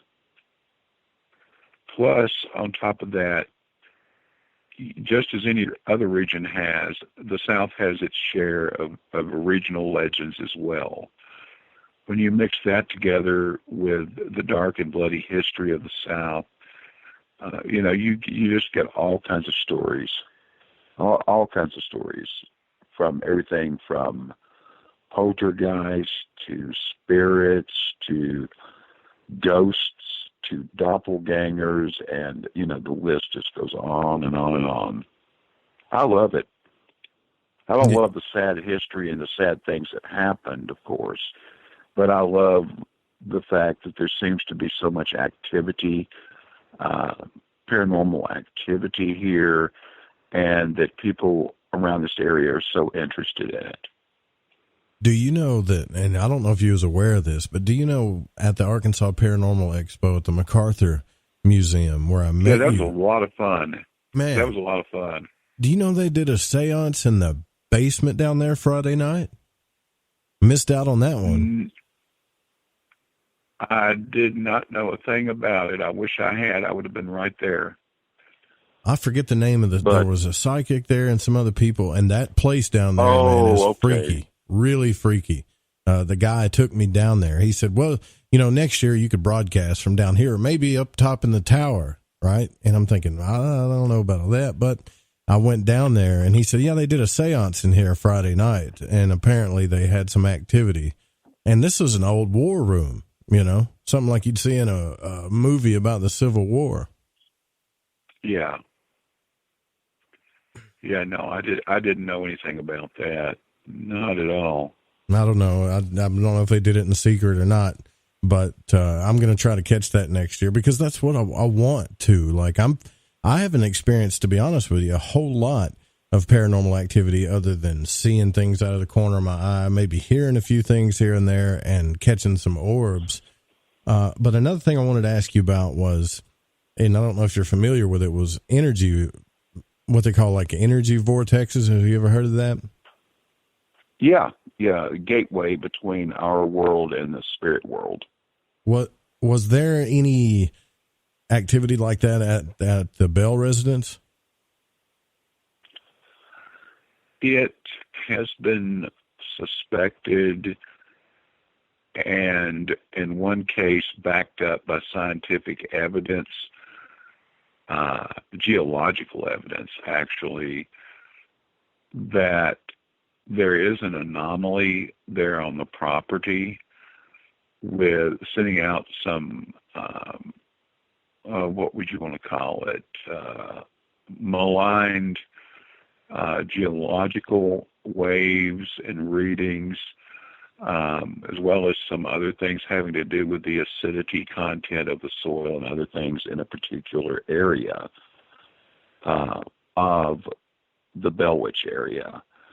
And some people have theorized, either because of that or because how the Bellwitch entities seem to travel from another world to ours and then leave ours and come back 7 years, that there was some type of gateway or portal or vortex-like phenomenon right there on the property. That makes, because to me that kind of makes sense. Out there in the crystal mine, I don't know if you've been out there at the board camp crystal mine, that Cheryl and Orville were there, where they showed one of the crystals that were levitating in that video. And I know you probably didn't get to watch it because you were busy with talking to everybody, but that place has stuff like that going on where I took a compass out there, Pat, and it wouldn't hold direction. It just kept spinning and moving different directions and stuff. Wow. Yeah. Wow, that sounds like the same thing that's underneath the ocean under the Bermuda Triangle. Yeah, that's crazy stuff. Yeah, I've never been out there. Maybe one of these days I can head out there. Yeah, if you go out there and you walk up to the top of the mine where those events happened, and you pull out a compass and you start going around the event site where the crystal levitated, you can put the compass on one end and it'll spin north to south, and then put it on another end. And even as you walk around, the compass will just start spinning. It's really crazy. It doesn't, there's something weird there. And I've seen an orb out there. That's probably the only one of the places I've actually seen an orb. Yeah, that sounds like a very interesting place. What are they theorizing is causing that? Have they looked into it very much? Well, Orville and Cheryl said they don't know. Like, they just don't know, but at first they saw the strange lights coming out of the sky. That kind of looks like the night sky would look if a city was lighting up the sky, but there's no city back there for miles, which maybe can be explained. Maybe that's natural phenomena. But then they witnessed a UFO. I think it was Josh Gates' show when that was out there, witnessed a UFO. And then the levitating rock happened, and now they're supposedly having like Sasquatch activity and weird stuff, bending trees and rocks that they've got on camera that are being moved around. It's really strange. Yeah, that is amazing. I don't know what to think about that. I know I'd sure love to go at some point just to experience it. But your book, The Ghostly Cries from Dixie, is that what pretty much that's about, is like what's going on around just the South? Yeah, it's a collection of weird and ghostly stories from around the American Southeast. In the book, I talk about different locations, their history, what makes them conducive to a haunting, and the types of things people have experienced, including me, at these different locations. And on average, there's like 2 to 3 locations per state. I wonder how many is there like 2 or 3 in Arkansas that are pretty big? Arkansas's got more activity than I thought it did. Well, Arkansas, I would have to look at the book and see. I believe there was one state that was left out because I couldn't find anything at the time I was doing the book, and I hadn't been to any of those places at one time. That may have been Arkansas. Or actually, I think that may have been Arkansas because I did find information about a few places there, but there were places that I had never visited, and there wasn't enough information about those places to really justify the trip. As far as history is concerned and how many people had experiences there. I think that may have been Arkansas. But in the sequel, there's something there called the Marfa Light that I'm going to talk about, and another chapter in the sequel book that's coming up. I'll talk about the old Crescent Hotel and Spa, if you're familiar with that one. Oh, yeah. Have you heard of that? Yep. Yeah. There's those two, and I'll probably end up putting a third story case in there, too, since the first book didn't have any. So I don't know what the third one's going to be yet. But, I'm always, keeping an eye open, keeping my ears open for new cases. And, poltergeist activity, I think is real because in your book, you kind of, in the Bell Witch book, the full account, you kind of talk about, the different stages of poltergeist activity. And it starts like from 1 stage to 5, and then there's different subclasses. And I've never seen anybody categorize it this way, but, the cold spots and strain, like through the senses, right, is number 1. You talk about cold spots and strange noises, hearing footsteps and pets and feeling like you're being watched. I've had that happen. Yeah, you're talking about the levels of a poltergeist. Mm-hmm. Right. The stuff that when it gets to the higher levels is what freaks me out. And if it's real, I want to know, right? Like the biting and slapping and punching people, and just, it gets crazier as it escalates, doesn't it? Yeah.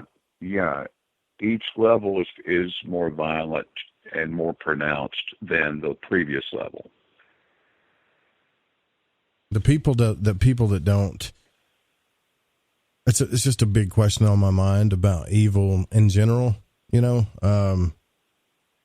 I've had a lot of good experiences, Pat, with, and especially spiritual experiences with, I guess you could say angels and OBEs, but I'm starting to get a little bit more interested in this. I'm just kind of afraid to, I don't know, man. I guess you could say I'm afraid that I'll get something I can't wipe off, if that makes sense. Yeah, it does make sense. And, you know, they're not all paranormal entities are mean or necessarily evil, but some are, you know, and specifically what I'm talking about more than anything else is an entity that's demonic, you know, demonic in nature. And, you know, you have to protect yourself if you go on a paranormal investigation, whether it's done through some type of prayer ritual or wearing a cross around your neck, something like that. Different people have different ways of protecting themselves from things like that. But you also have to make sure not to door and let these things in. Some people go into investigations not knowing what they're doing. They start provoking and trying to anger whatever's there. They get some Ouija board and they don't know how to use the Ouija board correctly, and they end up letting bad things in. So, you know, you have to be careful about things like that. But then there are other things that are not necessarily evil out there, like somebody sees what they think is looks like a ghost or something. You know, that, you know, they're supposed to be transparent. You know, see right on through them. You know, they're just mist. They can't hurt you. So you've got that. Then you have, what you mentioned a while ago, the poltergeist. That does involve energy and physical force and violence, but I don't feel, there's a lot of different theories, but I don't feel that is necessarily targeted or intended for a person. Because I'm of the school of thought that a poltergeist is nothing but a ball of strong energy, or actually strengthening energy. And it results from someone's brain waves being messed up, or malevolent brain waves as a result of being under some type of severe trauma or emotional trauma. Okay. And those malign brain waves can create this poltergeist energy or malformed energy, and it's going to fall or attack wherever it happens to fall. And the reason I say it's non-targeted is because in poltergeist cases, the person whose mind is creating the bad brain waves is not aware that their brain is the thing creating the poltergeist. They don't know when it's going to happen, when all of a sudden things are going to start moving and things go crazy. And they don't know that it's coming from their mind. And the technical term, we can talk about that in another interview some other time, sure, is RSPK. And RSPK stands for Recurrent Spontaneous Psychokinesis. Essentially, random events of mind over matter. That's fascinating stuff. Pat, thanks for coming on the show and talking to us about your book, The Bell Witch, The Full Account, and, you know, briefly touching your other book, Ghostly Cries from Dixie. It's been a real pleasure. I know you got a lot of work you got to do. You're a hardworking guy, and it's late, so it means a lot that you hung out with us tonight on Lighting the Void. I really appreciate it. Hey, it's been my pleasure. I had a great time. I think we had some great discussion, and you've asked some excellent questions. So I hope our listeners liked it as well. I'm sure they did. And the website is thebellwitch.org, also patfitzhugh.com. which will lead you to his blog, patfitzhugh.wordpress.com. You can check him out on Facebook. I believe that is facebook.com/Pat Fitzhugh fans. And there's a few videos on YouTube as well. And I really, again, thanks, Pat. I appreciate you coming on. Hey, it's my pleasure. Anytime. Thanks a lot. Yeah, you're welcome. Thank you. All right, guys, listen, go check it out. Grab the book. Just be careful about reading it before you go to sleep. We'll be right back. I got a teaser for you for Halloween night. A little upcoming teaser in hour 3. We'll be right back, guys.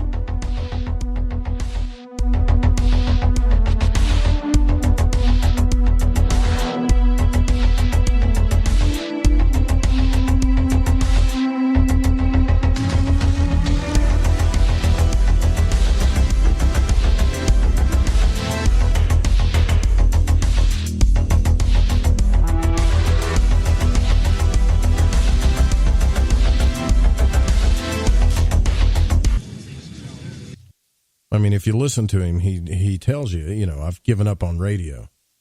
And that's so sad because some of the best people in radio, look, the whole reason why I got into it is because the best people in my mind that were doing radio they're not there anymore. They're gone. You know, they're not around anymore. And there's nothing better to me in my mind than late night radio where I can look forward to turning on the radio, listening to my favorite, I guess you could say, personality every weeknight, you know, and there's nobody out there, I guess, that does that for me. Maybe Clyde Lewis, but eventually, you know, I don't know. There's just nobody out there that does it. So that's why I'm here trying to create.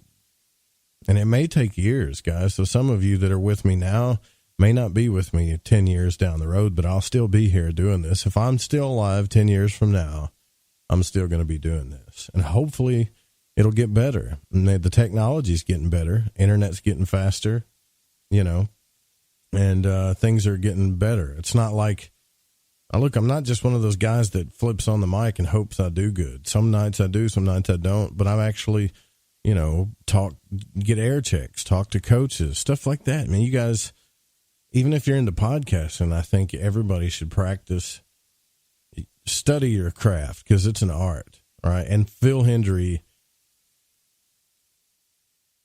is an artist, you know. I mean, it might sound like I got a man crush on the guy or something, but I think he's a little bit of an ass. I don't know, but that's what I've heard. But you can go on YouTube, and what he does is play out characters. And you really, some people can't even tell that he's playing the characters. He does the phone callers, everything. It's hilarious, man.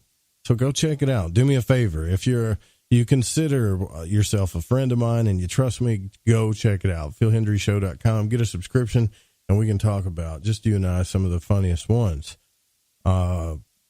Let's see. What do I got here? We got a few minutes left. Let's look at some news. Oh, Halloween day and night. There's a lot of people doing Halloween stuff, but I'm telling you, they're not going to be doing it like we're doing it. They're just not. So if you're not doing anything on Halloween during the day, that night, you need to tune into the Fringe FM. Some of the stuff Alex has in store for you is amazing, and I'm coming up with my own stuff too. I really don't know what Ryan's going to do, because I think Ryan is in the process of moving studios or something. But I know Alex and I are going to be trying to do stuff, and Alex has really put a lot into this. Little message, little story I think you might find interesting, Kurt. Let's see. Oh, here it is. That a replica of the infamous ship dubbed the Titanic is set to make its first voyage in 2022, thanks to Australian billionaire Clive Palmer, who's fronting a group called Blue Star Line. They're trying to create an authentic Titanic experience, providing passengers with a ship that has the same interiors and cabin layout as the original vessel while adding modern safety procedures and 21st century technology. Now, this replica project was originally announced back in 2012 with a cruise from Dubai planned for 2018. But this guy Palmer told Cruise Arabia and Africa Online earlier this month that the new launch date for the new boat will be in 2022, which is 110 years after the original. He said the plan is for the ship to sail from Dubai to Southampton, where it will begin at Southampton, New York runs. More than 1,500 people died, if you remember, when the original Titanic hit an iceberg and sank. That's pretty crazy, man. I don't know why anybody would want to ride on a Titanic. It's like jinxed. I'm not going to ride on that thing. You couldn't pay me to get on a boat like that. It's already set to fail. Let's see what else is in the news. Let's just do a little news here.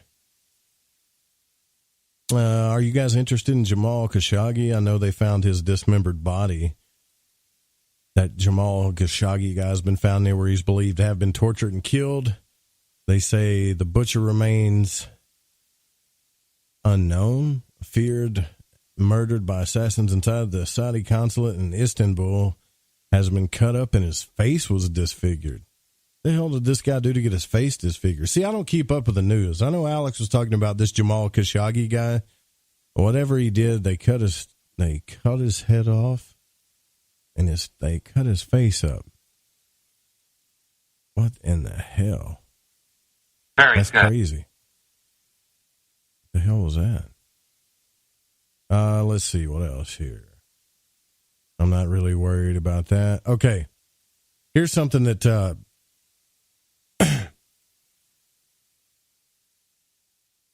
excuse me. Here's something that Casper's been talking to you about. Thousands of Swedes are getting microchip IDs inserted into their hands to swipe into homes, offices, concerts, and even access to social media. So the microchip thing is real. More than 4,000 Swedish people are being implanted with a microchip that contains details about their identity. The miniature technology bypasses the need for cash, tickets, access cards, and even social media. Biohacks International is the market leader in the innovative industry and has captured public imagination since it started 5 years ago by Johan Osterland, a former professional body piercer. Some people think that these conveniences gained from the procedure by so-called body hackers, and we're going this body hacking crap again, do not outweigh the risks to their private data. I'm not putting a chip in my hand, and I know you don't want to do that, but the reality of it is that it's not just 3M doing it anymore. So eventually we're all going to have microchips in our hands so we can access Facebook. That doesn't even make any sense. I don't even want to get on Facebook for the most part, and I damn sure don't want to have a microchip in my hand to do it. Let me see if I find something cool here.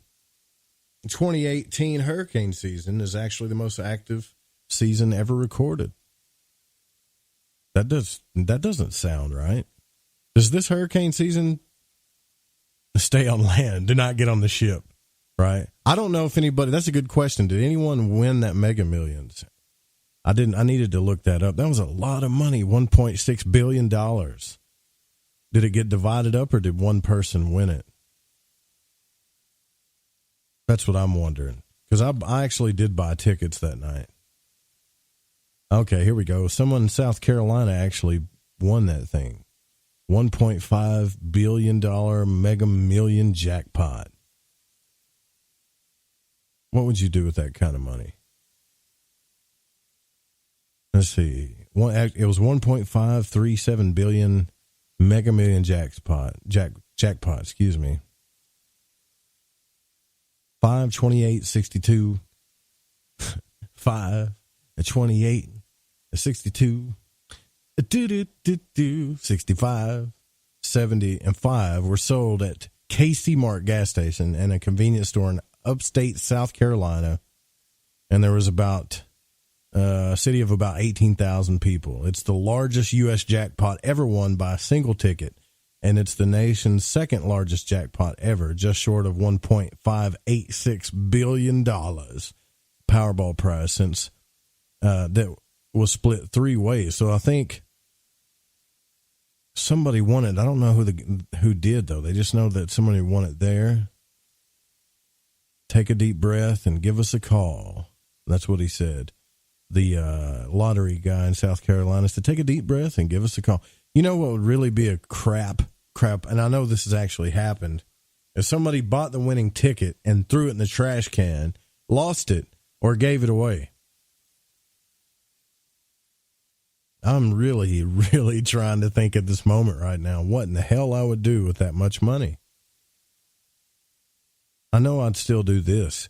You know what I'd do if I had that much money is I would actually, whether we got a huge audience or not, I would probably build 2 or 3 studios across the United States and put up some real terrestrial antennas, start some kind of charity, and of course, buy a house in Fiji, I would think. Somewhere warm. I actually was nervous. Do you ever get nervous when they do the scratch-offs? Or do you even play Powerball? I don't know. But I get nervous as hell every night right before they're about to announce the numbers. Because for some reason, I think I'm going to win. Now we only got a few minutes left here. Jerry Springer is working on a courtroom show. That's something I'm definitely not going to watch. Oh,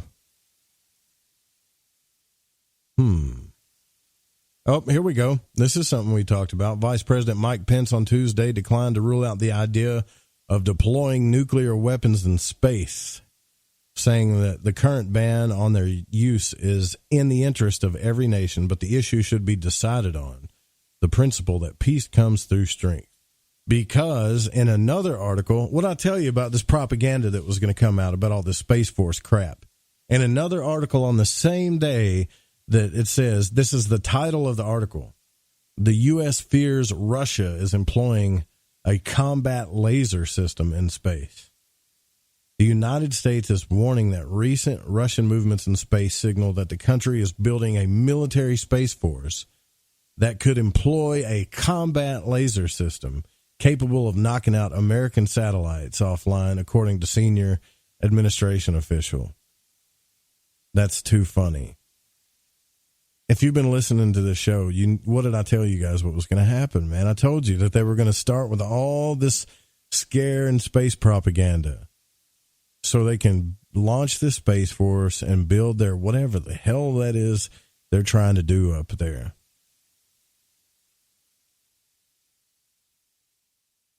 A space gun.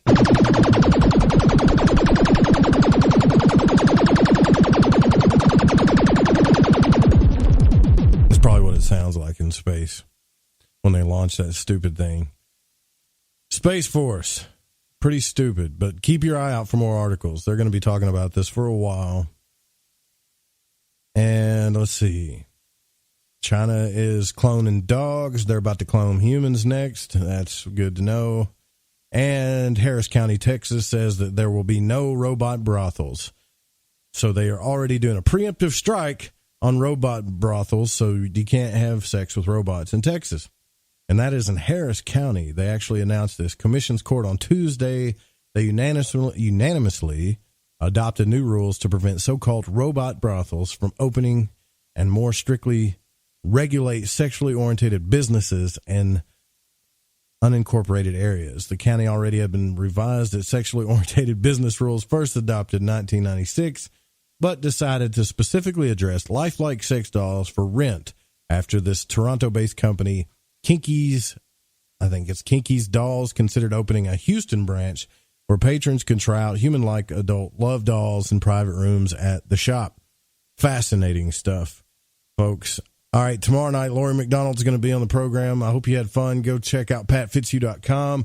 If you're a fan of radio, go check out the Phil Hendry Show, philhendryshow.com.